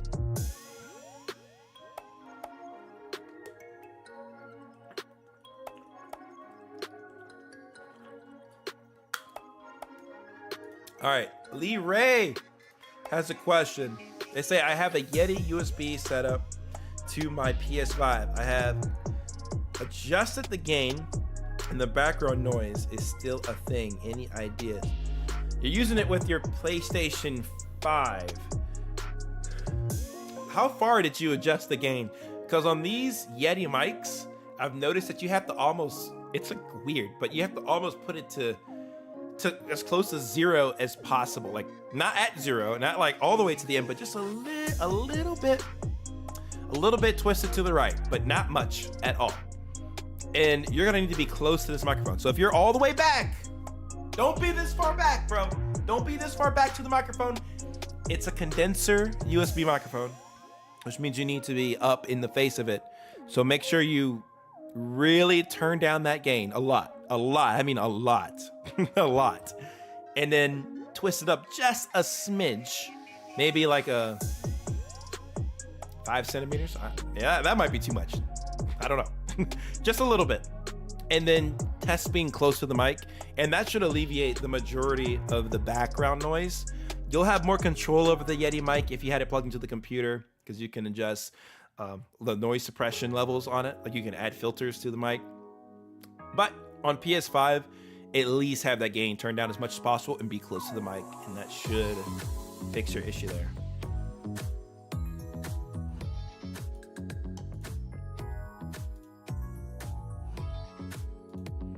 All the vibes tonight with his music. I like it.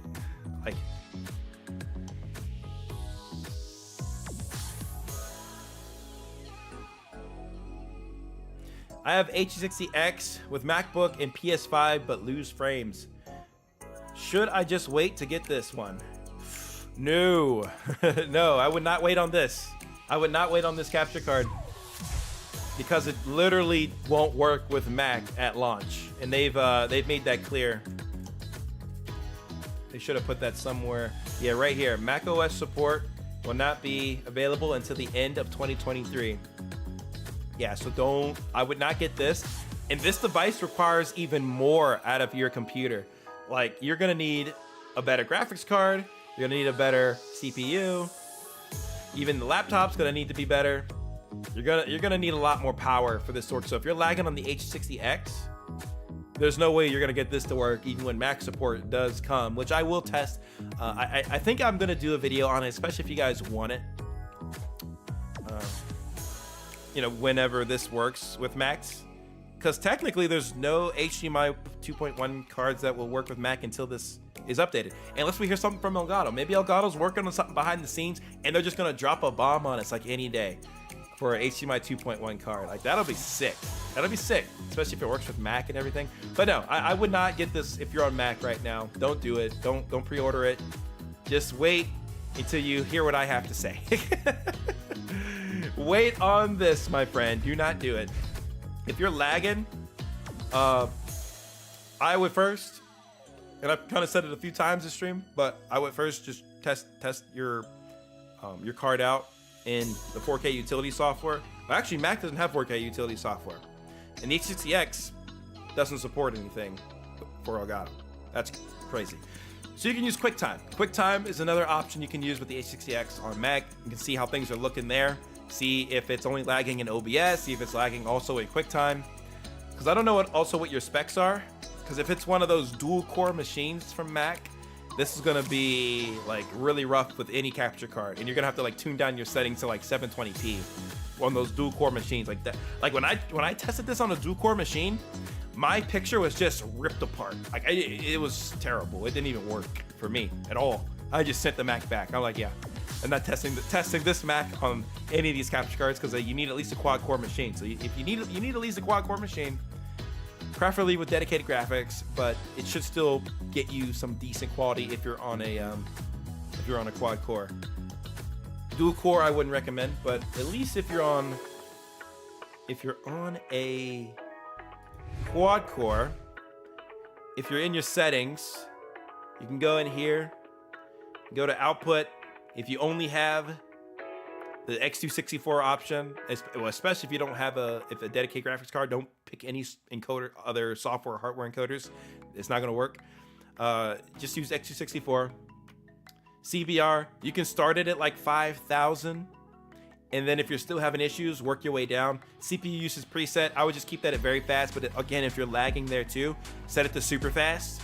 Just set it up a little bit, make it a little bit faster. The quality will diminish, so it might look a little bit blotchy, which that's a drawback of putting it to super fast. And paired with like a lower bit rate, it doesn't make things any better. But you will want to do that if you want to try to increase the likelihood of not having lag, because lag absolutely sucks.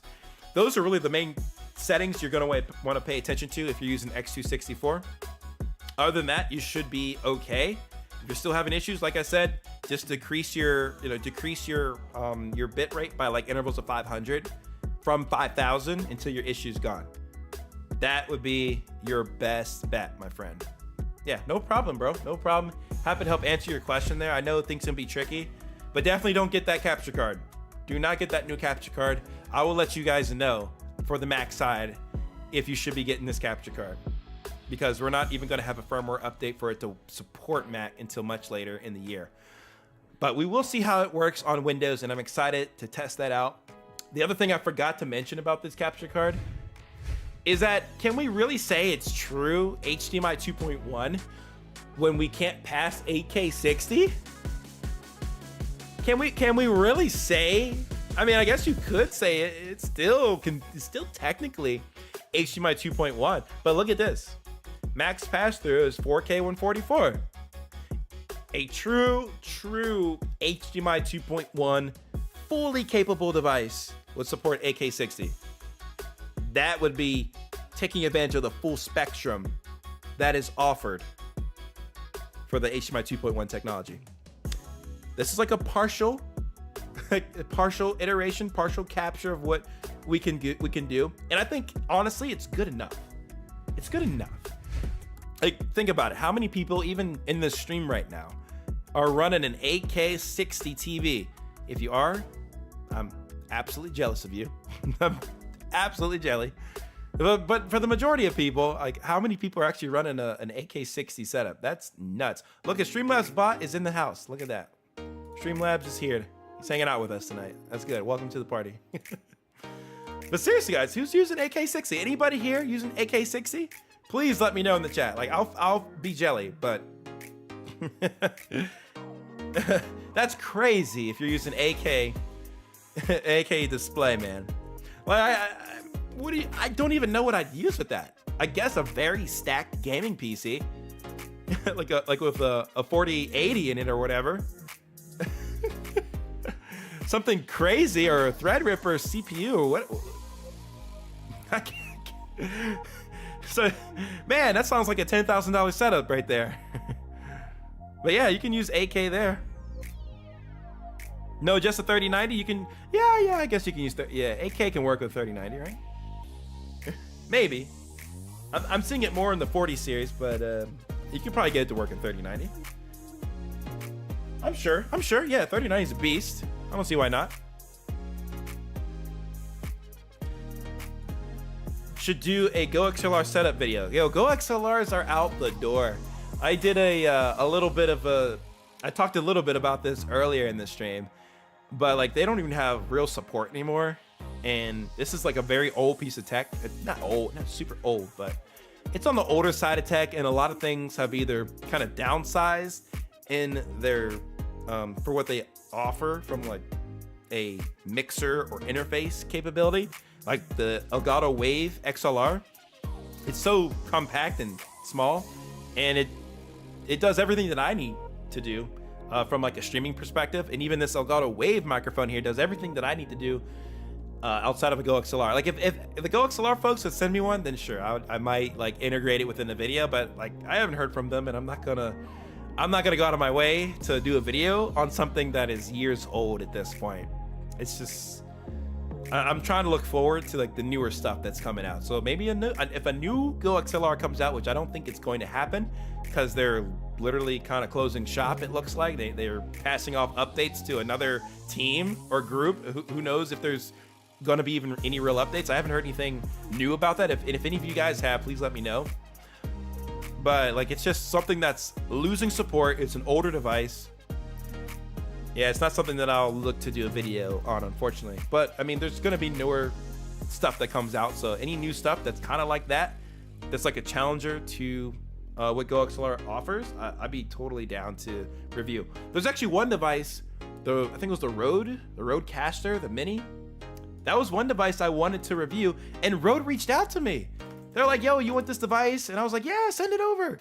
They sent me their microphone, but then they never sent the Mini caster, bro. I'm like, come on. Come on.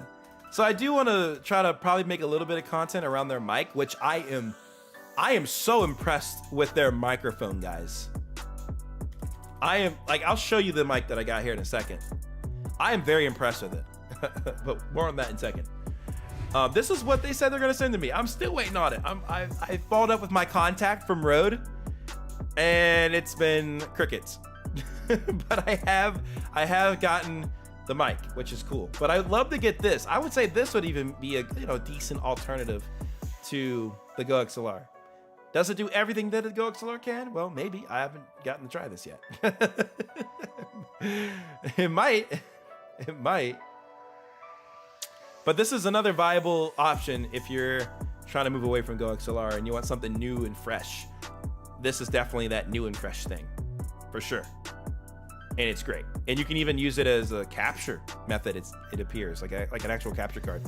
Man, I wish I could get my hands on this. I wish they were supposed to send this to me, but just don't have it. Now, for the microphone, I'll show you guys that for what that looks like.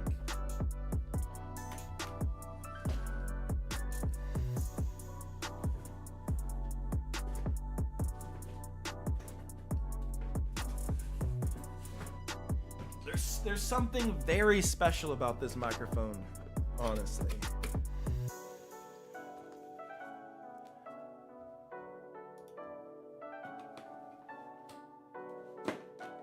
It's a beefy boy. It's a thick boy. It's a very thick boy. Let's take this off of it. It has, and this is absolutely freaking crazy, guys. This is crazy. It has an XLR input and a USB input. That means it can be used at two places at the same time. Peep it out. Take a look at that. You see that? XLR input and a USB input that you should see to the left, right, however how you're seeing it on the screen. That is nuts, man. The quality is so unreal with this microphone. It feels so freaking solid. So solid. And audio quality, of course, is amazing. But it's meant for podcasters mainly. But I think gamers could get a lot of use out of this as well. I gotta do a little bit more testing with it. But I think this could be the one-stop shop microphone for people who don't want to use two USB microphones with their gaming setup. You could use the XLR input to go to an interface to your computer, such as this thing here. You know, take it to the interface, let the interface do the work. And you could even use this device to pull in the capture card source. Like, it'll act as a capture card, basically. HDMI in and out. Boom, bam, you know what I mean there. Yeah. It can be used as a capture card, plus paired with this microphone. And then you also have this microphone plugged into the PlayStation via USB. That's nuts, man. That's nuts. So MV7 also has two inputs. That's sick, man. That's sick. I gotta check that mic out as well. But dude, this is the future. This is how we should be getting microphones. At least the higher end ones. I've gotten some higher end mics here recently that are expensive and don't offer something like this. Like if I was getting a new mic and paying for one, I would either get something like this and pair it with the Wave XLR, or pair it with that Rode Caster Mini. Or, you know, I like the mic I have here still, the Wave. It works for everything, but to have like one mic to have multiple outputs, that is what I'm talking about, baby. Seriously. Like, that's lit. That's lit. So big props to Rode for making a really, you know, awesome device. It's good stuff, man. Good stuff. Let's see, what other questions do we have here? Chatlink Pro is making my setup lag. Any suggestions? Chatlink Pro should be not making your setup lag. That is just an audio device that pulls from one source to the capture card and then sends it to your computer. So it wouldn't be that's lagging. It may be the capture card itself. It may not be able to meet the specs of your computer. I wonder what capture card you're using and also the minimum specs of that capture card. Because something I've kind of said throughout the stream here is that it's super important to make sure your computer can meet the minimum specs of the capture card, especially when paired with OBS. And you're going to experience more lag if you're like using a bunch of overlays on top of your scene, or you have a bunch of stuff running in the background like that. Those sort of things can really slow you down. So I would not imagine that it's the Chatlink cable. It's probably the capture card possibly not keeping up with your computer in that case.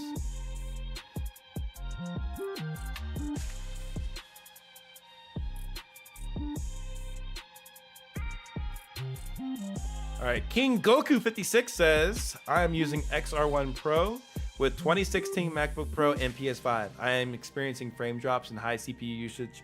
Should I get new laptop or any tips to help stream? Yeah, same thing I just said. You know, definitely take a look at your settings first. See if you can tune those down. If you're still experiencing issues, if you have a bunch of overlays on top of your scene, I would try to cut those down too. If you're running a bunch of stuff on the computer like Google Chrome or YouTube, all those type of things can slow you down. So I'd get rid of those, close all of that stuff out if you can as well. Then see, are you still lagging? After you've tuned your settings down, you close out all that stuff, turn down all those settings. And if you are, then you're gonna need to possibly look at getting a new updated computer. So you're using the 2016 MacBook Pro. If it's like the smaller dual core MacBook Pros, those are gonna be like, I don't even know how you could have got that to work, by the way. I don't even know how. But if it's like the bigger, like the 15-inch MacBook Pro, those do work better. But I'm not gonna say that they're perfect. I used the 2017 MacBook Pro 15-inch for the longest time. I got it to work with really minimal issues. I mainly, on the Mac OS side, used it for like recording stuff. I never had a whole bunch of overlays on my scene For the streaming stuff, I would just use Boot Camp. And Boot Camp, that was basically stirring up Windows on the computer instead of the Mac OS operating system. Things seem to run a little bit better, at least from a streaming front, and it was better compatibility-wise with certain things. But on the Mac OS side, I mean, it should still work. I've tested that pretty thoroughly. I've streamed on the Mac OS side. It does work, but if your settings are too high, if you're using the X264 encoder instead of the hardware encoder, especially if you have the 15-inch MacBook Pro, then that's gonna make things a little bit more challenging for you. So if you have the option, and if you are on a MacBook Pro 15-inch, then you're gonna want to make sure that your settings are set to the hardware encoder instead of the X264 option. Have it here. But if you only have the X264 option, then you're gonna need to make sure that you keep turning down your bit rate until your issue's gone. And again, close out all those kind of things that could be causing you issues. You're really gonna want to avoid that kind of stuff, because the more stuff you put on your CPU, the harder you're gonna make it work. And you want to put less stuff on your CPU. And you can always look at how your CPU is running if you go into your activity monitor, which is something I have pulled up right here, and I can see what my levels are, or what my CPU percentage usage is using OBS. And right now on my Mac, it is 28 or 30% now. So if that is spiking sky high, that means things are tuned up too high for what your computer can handle. And you can even tell by going to the far right hand side here of OBS, where you can see your performance specs as well. It's like I'm using like 3.8% of my CPU right now, 30 FPS, so that's holding.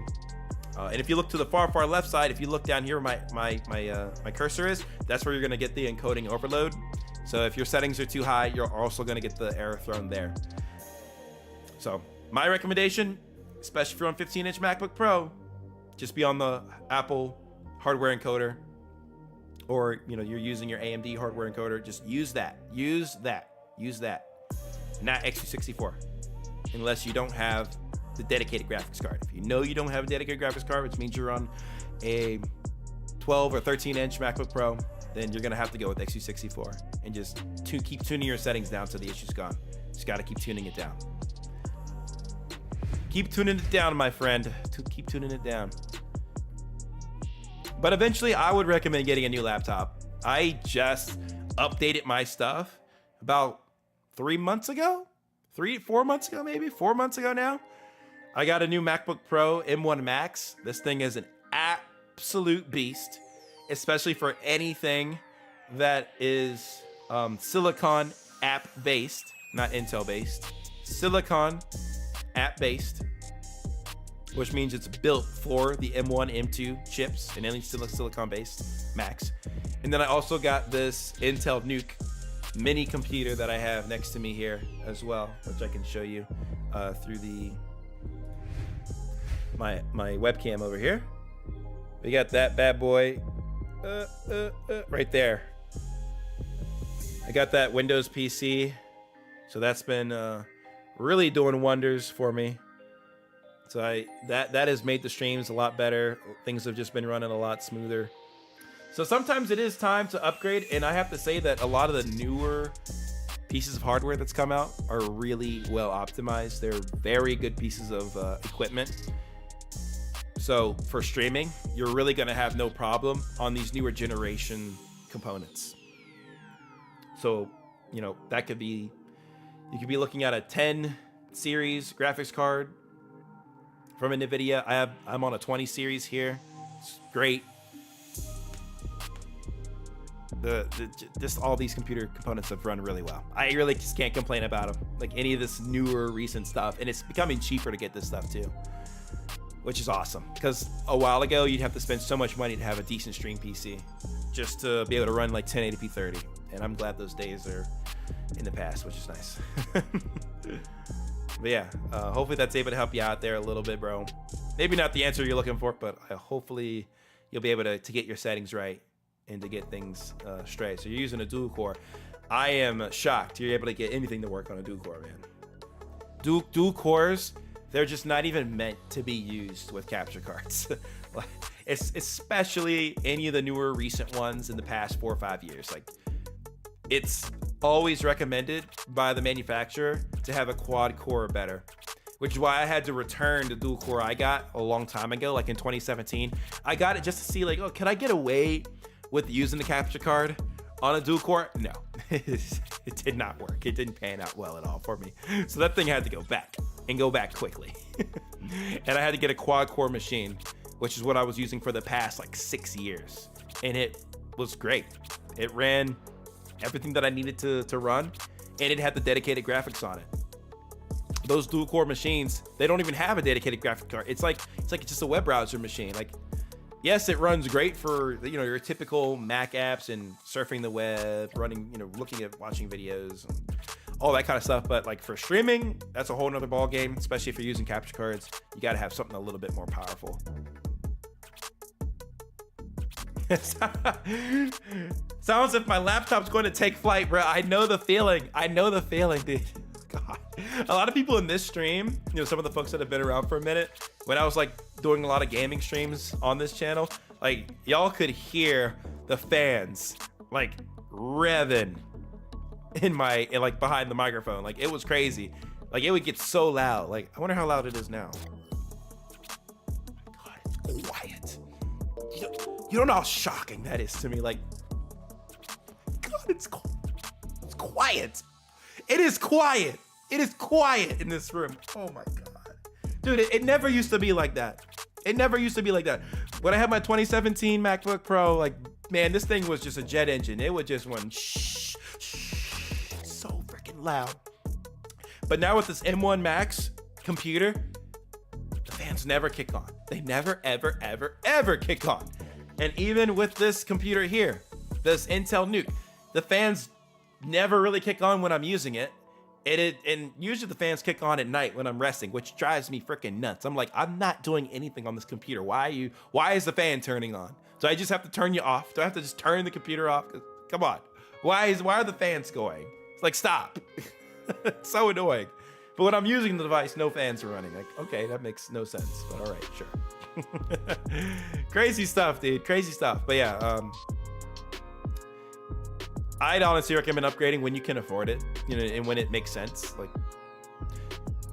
try to work with what you have for now. You know, really get to understand settings and try to tune to the best of your ability. Dual core is going to be a very, very strong challenge, but I believe in you. It's not impossible. It's not impossible, but it's tough. So when you can, absolutely upgrade. Make sure you have a quad core machines. I actually have a lot of recommendations in my Amazon link in the description. You guys can check out where I have all my PCs that I recommend for you guys, even Macs. It's all there. Definitely stay away from dual cores though, please. I don't have any dual cores listed in that list, so you guys won't make a mistake if you buy anything there. Yeah. We got a comment from JY. Welcome back, by the way, bro. Hey, Midnight. Hope you're doing well. I upgraded my 2019 Intel base to a 16-inch M2 Max. Woo! It was time, man. It was time. Oh my God, what a jump. Yeah, it's a huge jump, but I don't have access to Windows anymore for TikTok streaming. Is Parallels a good alternative? I have not tested Parallels yet. I want to. I just haven't gotten around to it since I have my Windows computer, this Intel Nuke computer that I've been using. So that's what I've been using for my Windows solution. I personally didn't want to go the Parallels option, especially for streaming, because it's more of a virtualized. It's a virtualized environment for Windows. It's still using the ARM architecture that the M1, M2 Max are built off of, which means you're not gonna get the full capabilities of Windows if you're using Parallels. Even if you're using their maxed out tiers, like you're not getting everything that you could from Windows. Like, that's kind of how it is. Like you'll get probably some good speeds with their higher tier, but with their like one-time paid option, I don't think you're gonna get the most that you want using Parallels, especially for streaming. I wouldn't fully recommend it, just because you're using, you know, it's more of a virtualized environment. You're not using all the resources that are capable on the computer, because ARM64 is not it's not fully supported by Windows. That's why you're having to translate like this instead of using something like Boot Camp to run Windows.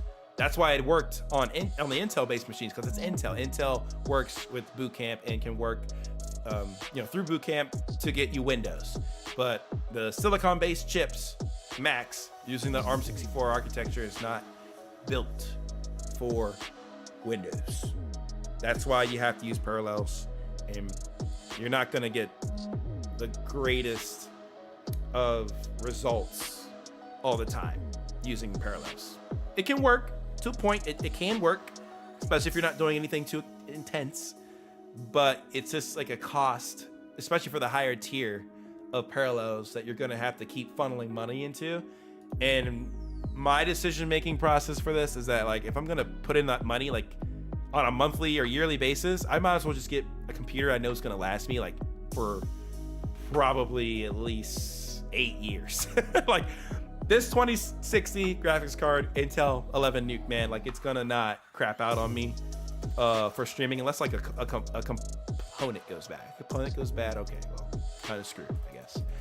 But for everything else, like, as long as this computer stays in good shape, it's not gonna have issues. But using parallels, you're gonna be using, you know, you're gonna have to pay for their services, man. Which it works all right, but you're gonna have to pay. That's all. Which is what you see here. You can buy it for $100 a year. I'm good. Honestly, we're all right. I like, you know, as nice as it is to run Windows through this, and I also like having my own dedicated Windows computer. Let's see, compare editions. Yeah, so for $100 a year, get 8 gigs of RAM, 4 CPUs, and again, it's virtualized, guys. It's virtualized. It can work. It can work, but it's not the same as using all the resources on your actual computer. It's being translated here so that you can run Windows. And you don't even get all the features either for $100, bro. All good though. All good. I mean, you get enough standard. Fine. Oh, and the other thing, you have to get your own ISO file to boot this stuff up. So you have to get your own, you have to buy Windows 11, which is another thing. Windows 11, what is that, like 200 something bucks? Yeah, no. I remember when I did the research for this, I was like, just give me a computer, man. Like, it's like, I can't risk using something like this to test what so many of you guys are using regular Windows computers for. Like, it just did not make sense from a decision making. Thank you, FaZe Clan Gaming, for subscribing to the channel. I appreciate you.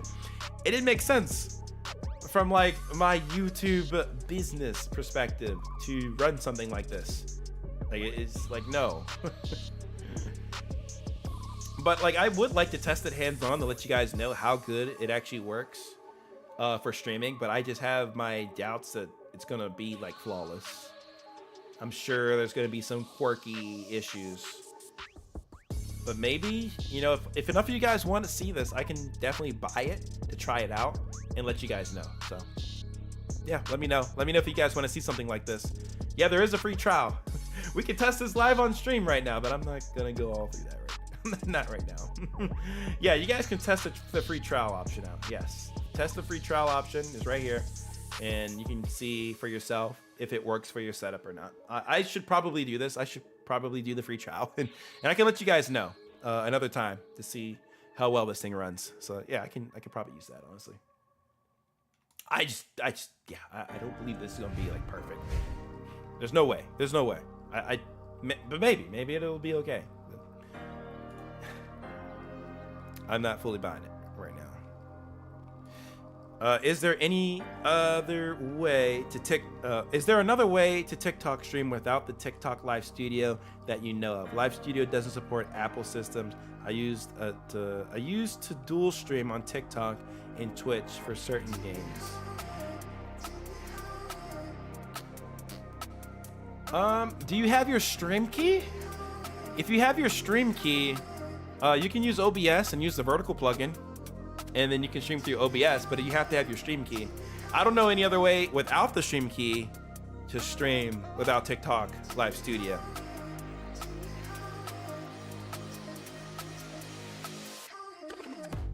And I thought you couldn't even stream unless you had at least like 1,000 subs anyways. But if you have 1,000 subs, you should be able to get the stream key if you reach out to support. So you could try reaching out to support if you don't already have your stream key and you are able to stream.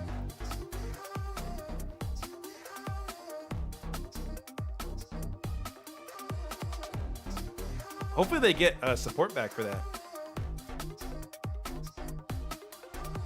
Yeah, they didn't respond to me either, dude.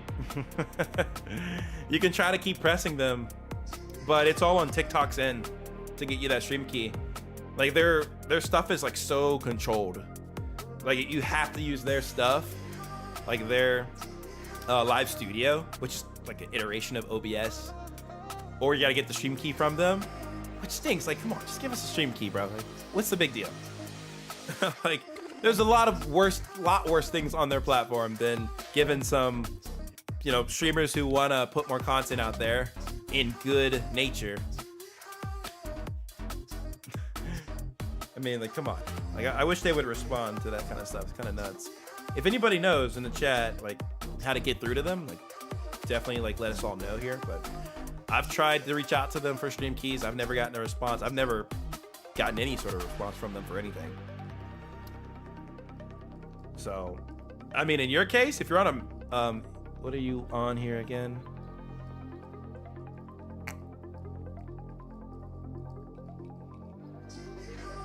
Yeah, if you're on an Apple system, you can either try Boot Camp to get Windows, or you can use our friend Parallels here. But I know it sucks because this stuff isn't free.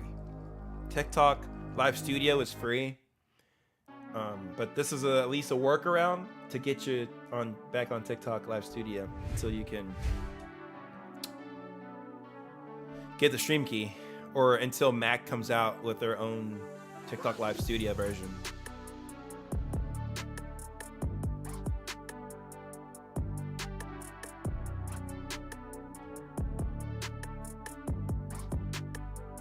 All right, Music Man Joe has a question.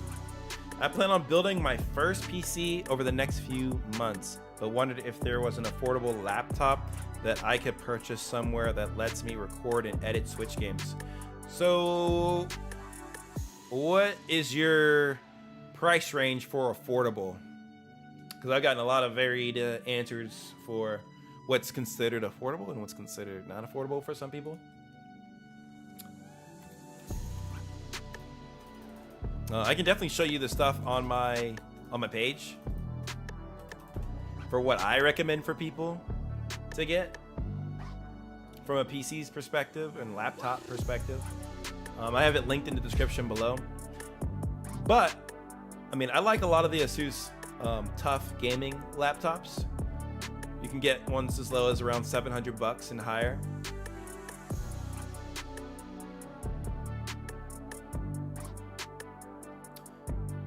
There's also Lenovo. Lenovo is also a good brand that you can check out for gaming computers. They're also around $1,000 though, if you're gonna get any of these, and they have dedicated graphics, which is perfect for video editing. Which I mean, if you're gonna video edit, I highly recommend you do have something with like some sort of dedicated graphics card in it for your laptop, because you'll get way better performance than without.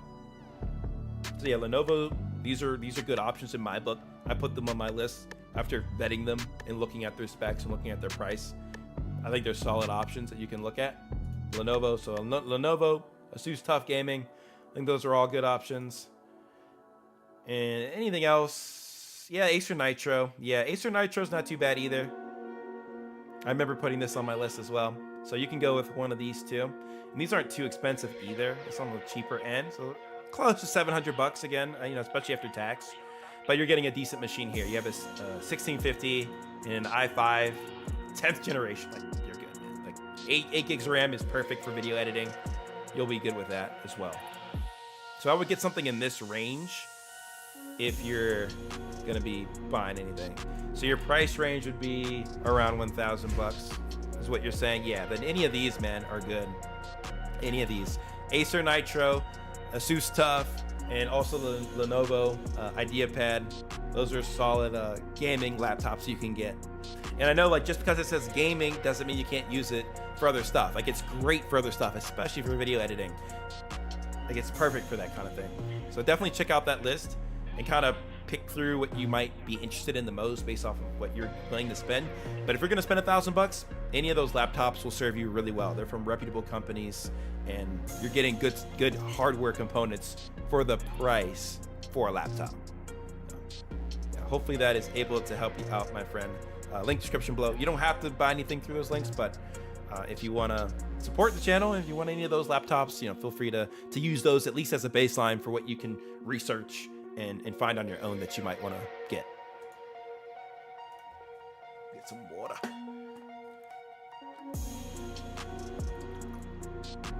Yeah. Hoodwinkies is correct. Anything with a 1080 or better card in it would be good for his needs. Yeah, absolutely. Even a 1060 is like all right, but like 1080, yeah, you're gonna be lit. Absolutely. And if you get a 20 series, even litter, man. Especially with $1,000 price range budget. Like, I got my Intel Nuke here. I've been talking about like all stream, but I got this thing for $1,000, and it has a 2060 in it, and it's a beast. It's so good. It's so quiet. Like, I don't even hear any fans or nothing running while I'm streaming. In video editing, I don't edit on this device, but I'm sure if I did, it'd be like easy peasy.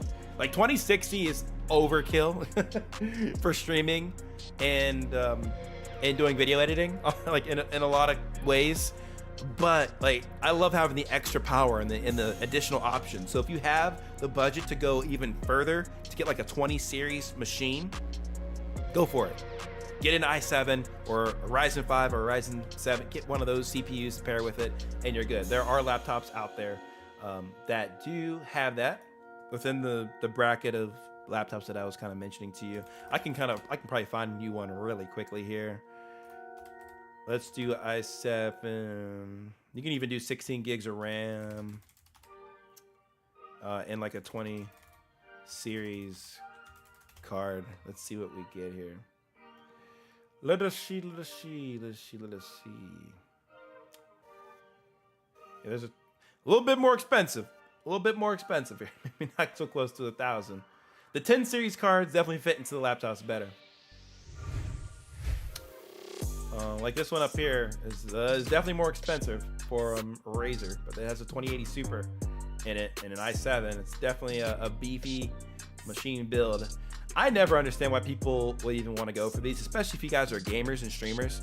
Personally, unless you're getting one of these on a deal, don't even get these, because like, come on, for what you're paying, you just pay a little more and you'll get something with a dedicated graphics card in it. So I wouldn't pay for stuff like this personally.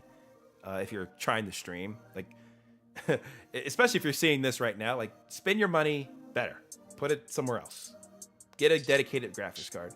So I'm not seeing like a ton of laptops here with like a 20 series in it. That's definitely a little bit of a thick boy to be putting in a thin boy.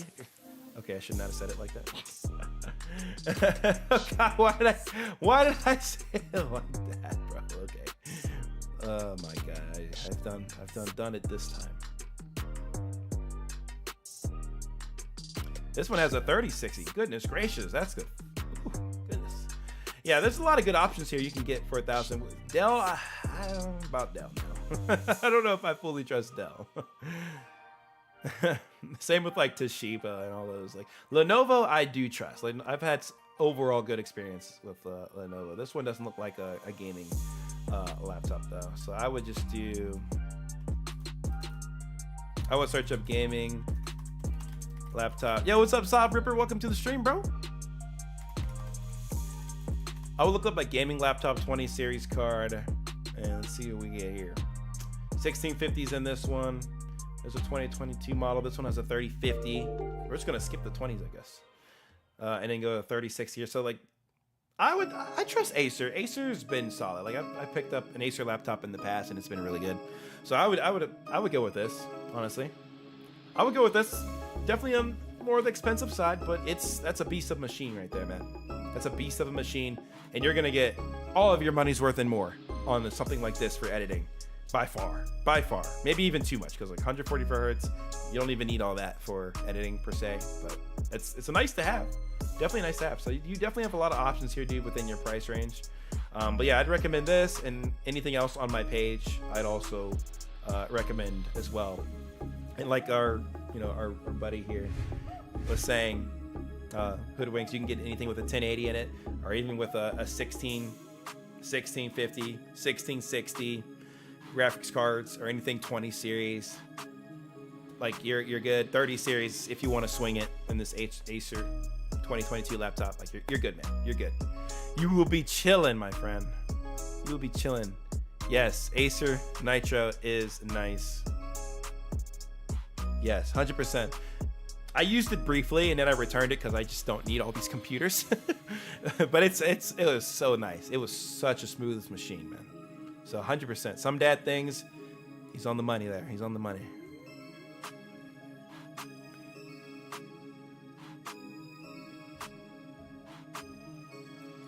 What camera do I use? Good question. I use, for my full camera rig setup, I use the Canon R6 Mark II camera, and we're using it with a lens, the Sigma. I think it's like the 24 to 70 millimeter. I think it is 24 to 70 millimeter art series lens on this bad boy. And then I also have the Canon M50 Mark I, which is like my secondary camera. It doesn't do 4K or anything like. It does do 4K actually, but it's very cropped in 4K. This Canon R6 Mark II is full frame. There's no crop on this image whatsoever, so you get to see everything. You get to see everything in the image. There's no crop, and I love it. It gives me like full capabilities to do like really whatever I want with the image here. And I use this camera for like all my YouTube videos. It's my new main rig. I got it like I got it end of December, so I've had this camera for quite a good while, and it's been awesome. It's been absolutely just beautiful, awesome. Can't recommend a better camera right now than this. And I'm biased because I just been using this camera for so long. Yo, what's good, Cameron? I see you, dude. I hope you're doing well, my friend. Welcome. Welcome, welcome, welcome. Happy Friday night to you as well, my friend. Some dad thing says he has an Acer Nitro 5 with a 1650 GTX graphics card, and it works great. I 100% believe it, man. I totally trust Acer. Acer's solid. Dell and Toshiba for gaming laptops, I don't know. They're okay. Definitely not Toshiba, though. I don't trust Toshiba. Thank you for the love, guys. Thank you for the love. And appreciate all the likes on the stream thus far. Like, y'all have been absolutely wonderful. 60 likes, bro. That's insane. Absolutely nutty. Thank you, guys, for being so awesome tonight. HP is a little more reputable. I've used HP for a little while. HP's not too bad. They're I mean, the last thing I had from them, the laptop, is pretty sluggish now, but it was solid for a good while. Yeah, the HP Omen. Yeah, HP Omen's solid. That's a beefy boy. 4070 graphics. Been amazing streaming, recording. I'm sure. That's awesome, man. That is sick, Andrews. That's awesome. That's a great build you have there. Yeah, thank you. Like, yeah, this camera is amazing. It's expensive, but like, it's, for me, like, for what I do on YouTube, it was totally worth it. I wanted to up my game to the 4K content, sharper quality, and then I had to get the Mac to kind of tie all that together. So the MacBook I have here, which is the M1 Max, it edits all my 4K footage so smoothly. It's so buttery. It's great. And then the Intel Nuke I have here, I can record whatever I want in 4K, which is also amazing. So I love that as well. Can't go wrong with it. Can't go wrong with it, baby. And then I got this little mobile monitor in front of me here, which is really nice. But I'll show you guys all of that in a future setup video. We won't spoil everything here. Yeah, it'll be something to look forward to. Yes, yeah, that's such a good point, man. That is such a good point. Thank you for calling that out. I had to kind of refresh that into my mind. But yeah, totally true. Totally true. It's like a different division. They work on their own stuff. And like Alienware is its own beast, right? They make dedicated gaming equipment and gaming computers. Dell is like, here's your office job laptop, and that's what it is. It's an office job laptop. Do not get it for gaming. Do not. Will the higher end ones work? Sure, but it's not worth the money. Like, you're gonna spend $1,000 on an office laptop when you can get literally a gaming PC? Like, come on guys, don't do that. Don't fall for that. Very good point though. Yeah, that's awesome, Andrews. You set up your OBS settings from your YouTube video because I had no idea what I was doing first. You're a huge inspiration. Yeah, I appreciate the love, Andrews. Thank you so much for the kind words. And that's why I'm going to continue to push out videos like this, because I know they're helpful for you guys. And I want to be that guiding light for those of you who may be a little lost in the settings world and also the setup world of these gaming peripherals and streaming equipment. I'm here to help. I'm here to help. I'm here to help.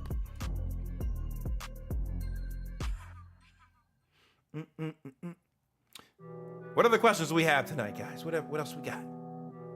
Oh yeah, Facebook Marketplace is a gem. Yeah, you can find a lot of good stuff on sale that people are giving away, so you can always use that.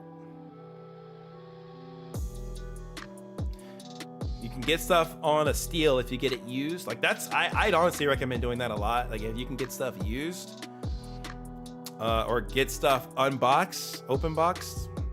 I always ask for that like at Best Buy if I'm looking to test something out. Like, hey, do you guys have an open box of this already by chance? Please, I beg you. You can save a couple $100 that way. Even the lens I got for this camera, I got it like 150 or 200 bucks off because I got an open box, and it works exactly like a new lens would work. And this works the same for computers. Like, you're getting a completely wiped computer. It's even cleaned down. It's okay if it's open box. I mean, if it's very used and very old, and that's different. But open box, guys, that's like it's a new device that's only been used like 30 days or even 15 days or less. So it's a great buy because you're getting it on a bargain. So I highly recommend getting stuff open box. Definitely.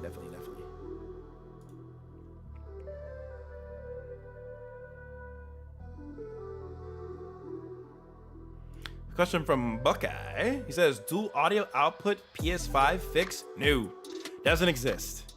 I wish it did though. I wish it did. You can only output to one source at a time still. Headphones or HDMI. If you're gonna do headphones, gotta use chat link. If you're gonna do HDMI, then you don't wanna have anything plugged into the PlayStation or the controller. And what I mean by that is like no like microphones. Well, not the microphones, but like headsets. Headsets is the big thing, headsets. Even with a mic, headsets and mic combos. Don't want to have them plugged in because it'll take all the audio away from HDMI. So it's crazy. Xbox has that feature. You can do dual audio outputs on Xbox. But the thing that's not going well for them is that you can't record your game chat, which is really, it really sucks for those of you who want to get that reaction content. Like if you're playing Call of Duty and you kill somebody and you want to hear what do they call it? Proximity chat. You can't really capture that on Xbox. So both of these consoles have their pros and cons. I think PS5 overall is better because at least I can plug a USB mic into my console. I can't even do that with the Xbox. That is the craziest thing. Absolutely insane. I don't know why they took that feature away or never had it in the first. That's crazy. So I will always be saying that PS5 is a better console for like being a content creator by far. Even if it doesn't have the dual audio outputs, it's still better. Crazy, man, crazy. Yep. I mean, I guess shame PS5, but like it's not like the worst thing in the world. Why is my Elgato not saving the whole footage? What do you mean, good sir? Are you using like that flashback recording stuff? And you have your flashback recording set to be like really low, and then you're recording and then it only saves like a few seconds? Is that the thing that's happening to you? Because you want to be using the regular recording function or using OBS and trying to record that way.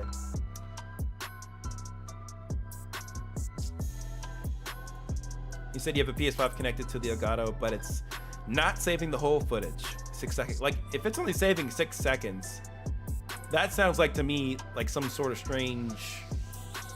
Anytime, Buckeye. Yeah, this sounds like to me like you're using like flashback recording. It's set super quick, and then you're recording what just happened, but it's only the last 6 seconds or something like that. Because normally that's never the case. If you're using the normal recording function, it'll always record everything, and not just leave stuff out. So that sounded a little strange to me, my friend. That sounded strange, very strange. Definitely should not be saving just six. Or are you full on your computer? Are you filled to the brim with space? If you are, I'm surprised you could even record anything at all. Anything at all. Like if you're filled up. Or maybe you're getting to be full and Elgato's like, okay, no, we can't be recording footage. It could be I think it's the first one. I think it's the prior. Like maybe you're using the flashback and you have it set to be like 6 seconds or a very short amount of time, and you're just like recording what has just happened. But I don't know for sure without like kind of looking at it hands on. That's a weird one if you're recording normally and it's like stopping the recording or only recording 6 seconds, because that definitely shouldn't be the case. If it is, I would try using some other apps. Like try using OBS, Streamlabs, something else. Prism Live Studio even, it's pretty good. It's really solid for recording and streaming on. I definitely recommend it.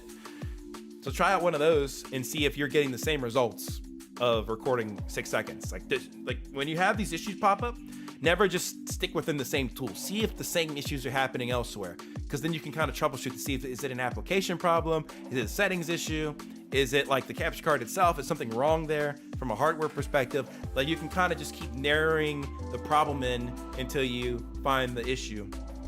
So that requires sometimes trying different things with the device until you can kind of troubleshoot what the full problem is. Yeah, I did a couple of videos on how to fix a bad sounding mic, if that's what you guys are referring to here. I did one for Mac and one for Windows, so you guys can go check those out.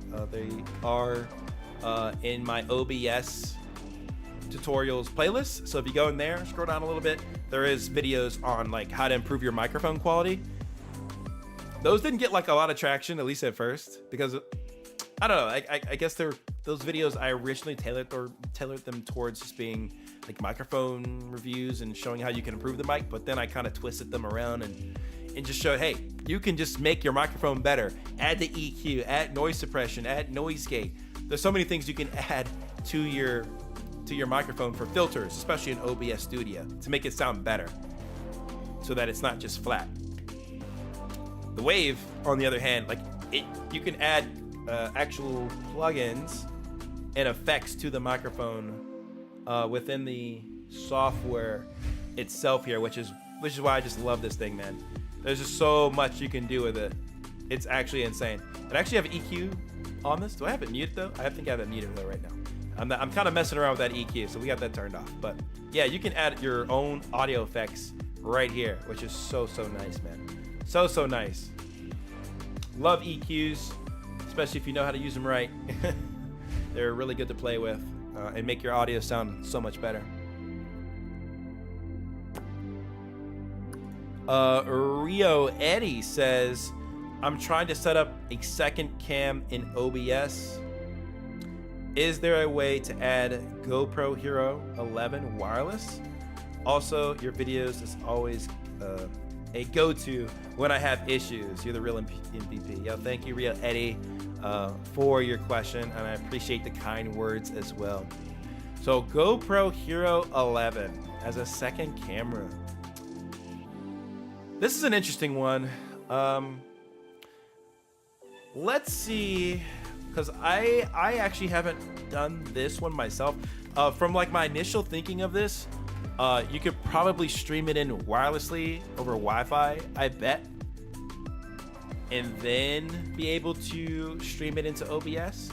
But I'm wondering if you can use like an NDI or like a direct browser source. Like I researched this some time ago, but I was like, oh my God, like this is overkill. Let me just plug in a webcam and call it a day, instead of using the GoPro to just stream into OBS. It was a bit more headache than it was worth, but let's do a little exploring here. and see what we find on this topic.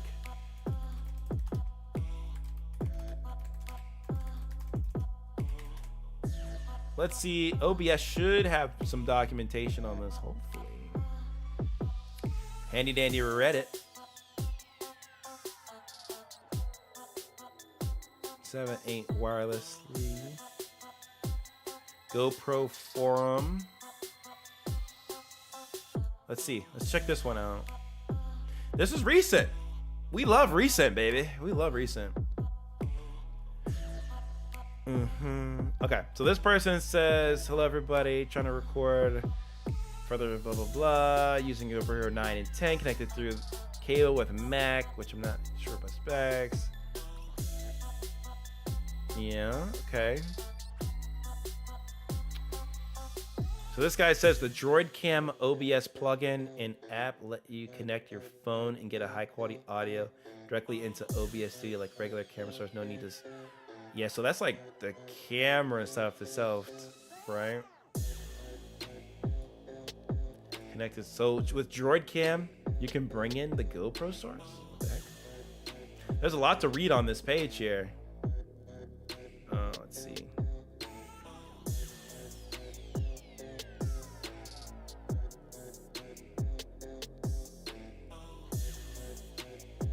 Yeah, you're on Mac as well.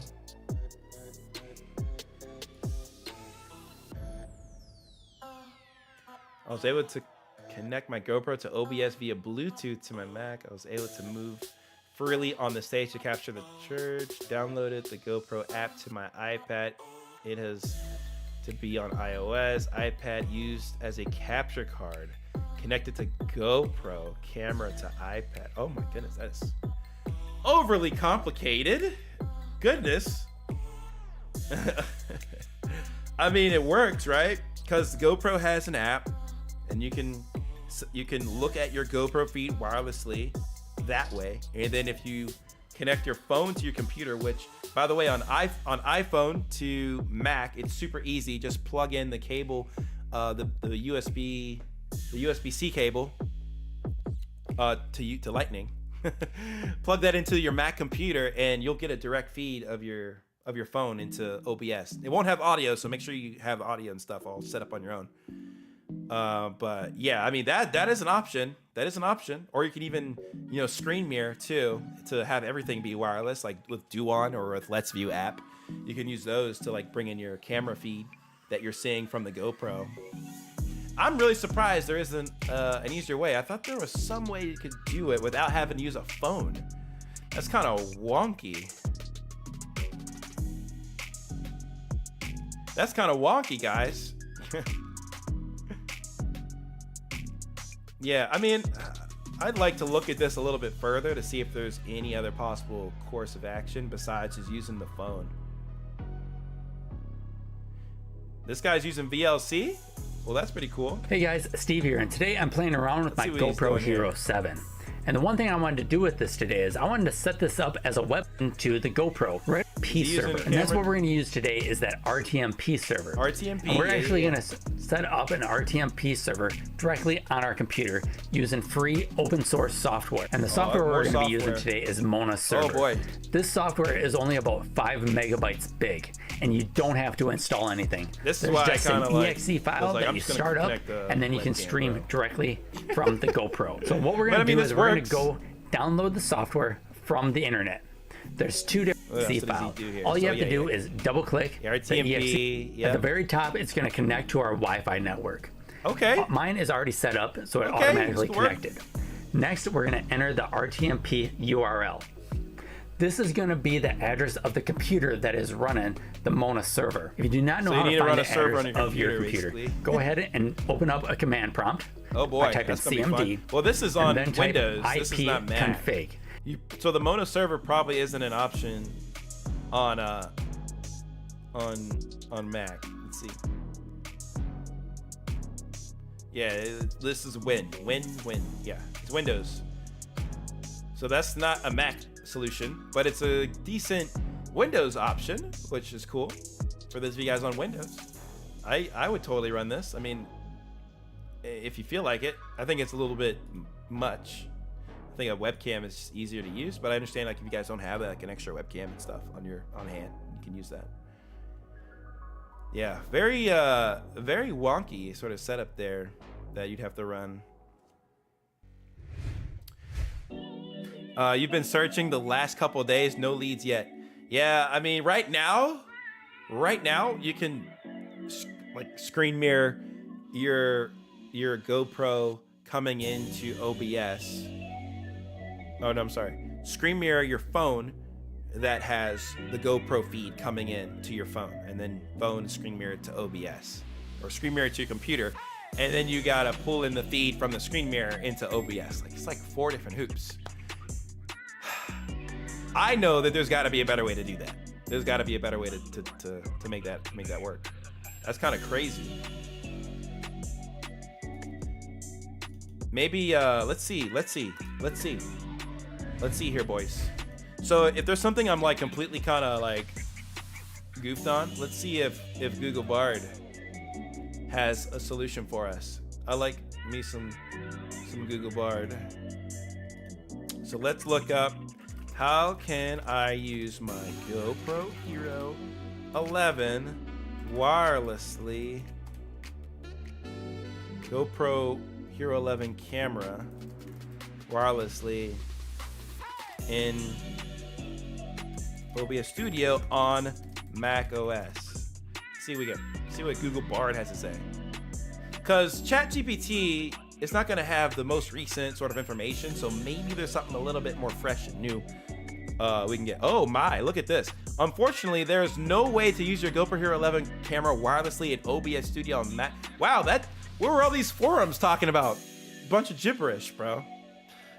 The only way to use your GoPro Hero 11 camera in OBS Studio on Mac OS X is to connect it to your computer using a USB cable, and then you can select the GoPro Hero 11 camera as a video source in OBS Studio.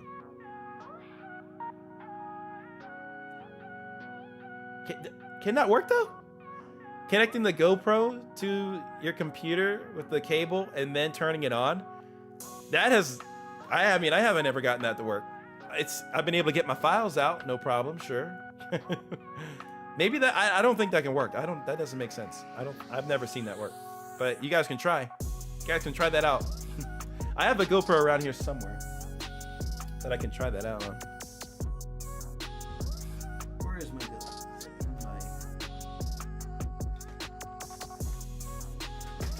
Ah, yeah, here it is.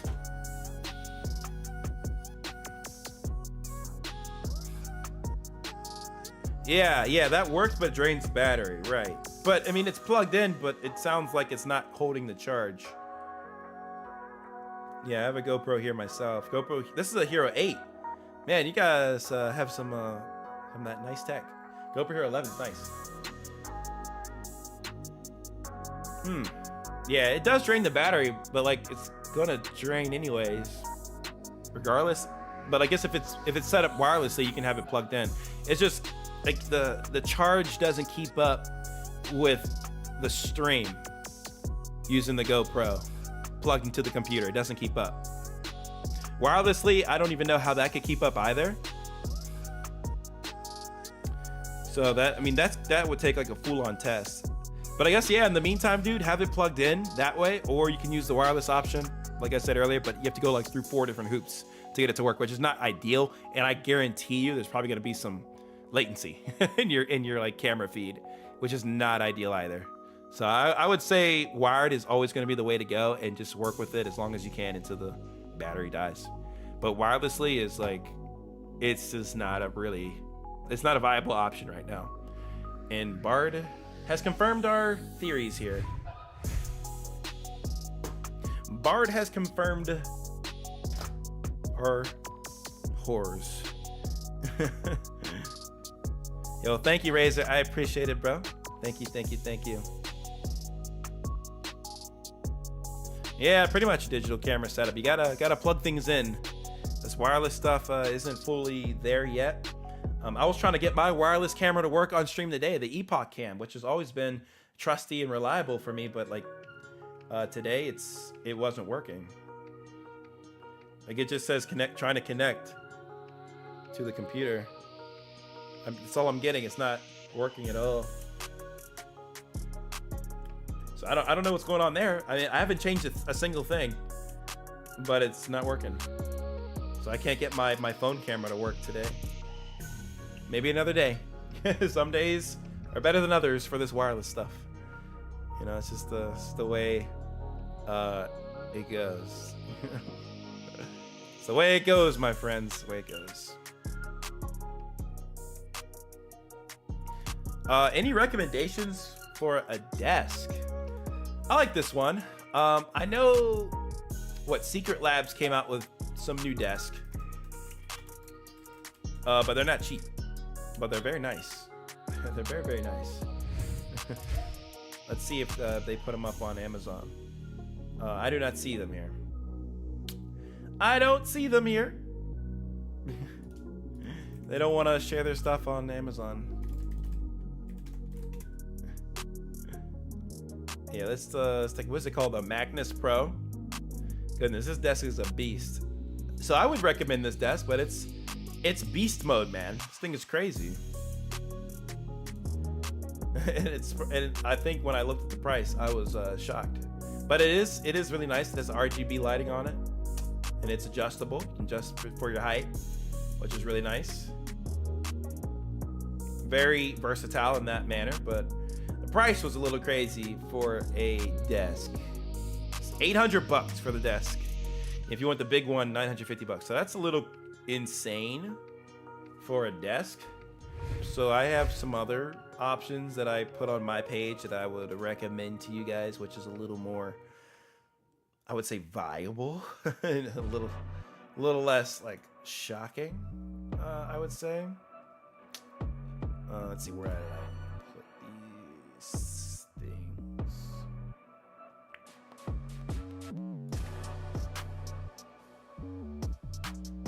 Okay, actually I put it in my shopping cart. Actually, I didn't add this to my list, but I'll find it out of my shopping cart and I'll tell you the one that I would recommend, which is the one I'm kind of looking to get later, and I'll also share the one that I have right now. And this is a much better price for a standing desk.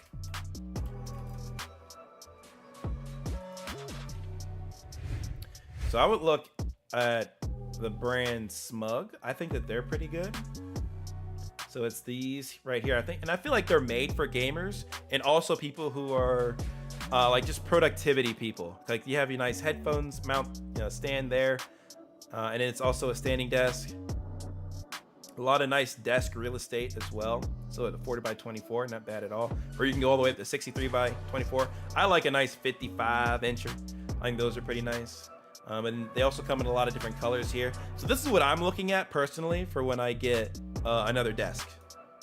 Like, this is what I would like. I think these are really clean and they're not like totally breaking the bank. Yeah, it's not totally breaking the bank here.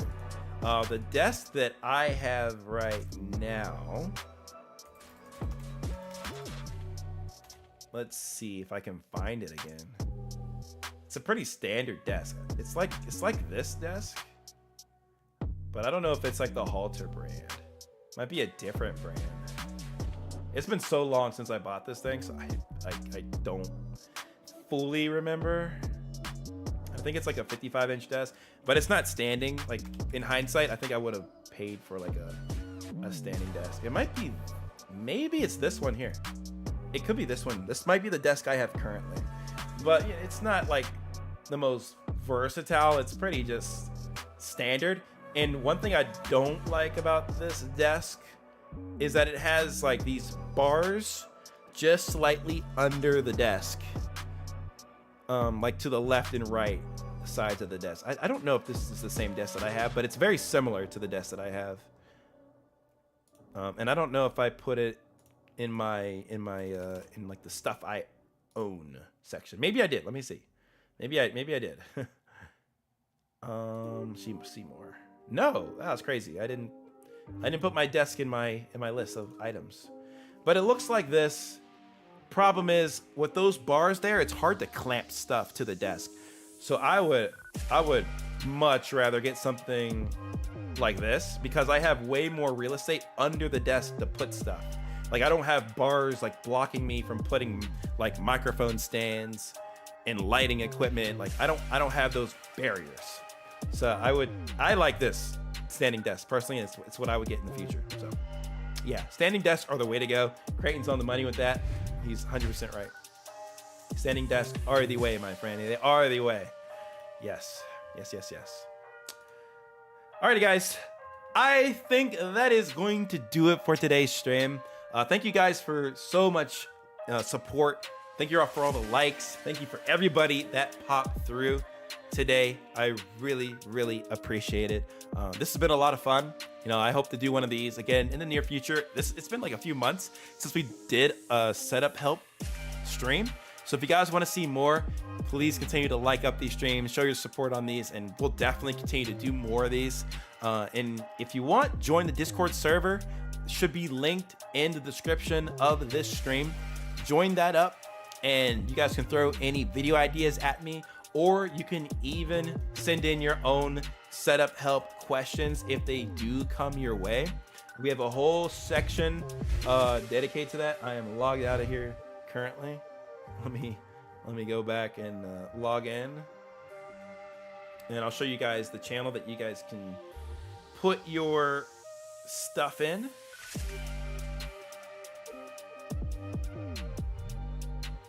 There we go. Yes, log in. Just keep me logged in, bro. Keep me logged in. Okay. So yeah, in the Discord server, you guys can go to the setup help section right here, and you guys can ask more of your questions if they do come up. And my buddy Eddie, he's been really helpful answering a lot of the questions that do come through in the chat. So I'm not always able to be in there, but there's, you know, other guys that do have knowledge in building streaming setups and helping you through things. So definitely don't be afraid to just throw in a question in the setup help channel, and either myself or somebody else will get back to you there. But we'll, in the future, do more of these live streams where I'll help you guys live in person in some capacity. We're kind of in person, but you know what I mean, like live, just me kind of going through your comments here and helping you guys out from, you know, question to question. And I know some questions some people ask help other people who may be afraid to ask the same question, or maybe didn't know about something. And, you know, we kind of go into a little bit more detail in these streams than the videos. So it's kind of like an extension of the videos where you guys can ask me your specific situation and scenario, and I can help you guys through it. So hopefully that these are very helpful for you guys. And if they are, you know, let me know. If you guys want to see more, hit the stream with a big thumbs up. Helps me out a lot. And of course, subscribe to the channel if you're new around here. And I appreciate everybody for coming through today's stream. So shout out to Cole Ka Till Will. We have Philip Hale. We got Z Man Scar. He says, hey MidnightMan, looks like I missed most of the stream, but I'll catch the VOD. Absolutely, man, catch the VOD. I appreciate you popping through the stream anyways, even at the tail end. It means a lot. We'll do another one of these in the future. The next stream will probably be channel reviews, maybe. We'll see what we're feeling, or maybe we'll play some COD. I don't know. We'll figure it out. I'll let you guys know. Thank you for coming through to the stream, even if it is late. I appreciate it. Also, Creighton TV as well, staying to the end here. Thank you. Donna as well. Thank you so much. Mr. Dubs, I see you down there. I appreciate every single one of you guys. I really do. I'll see you guys later in the week for another video upload. Well, actually, it's next week. I was thinking it's like the end of the week, like Sunday, Saturday. No, it's not. We got a lot of videos that I'm working on this weekend, so I'll be a busy bee. So again, appreciate everybody for popping through. I'm gonna hit the hay here. Thank you so much. I'll see y'all in the next one. Peace.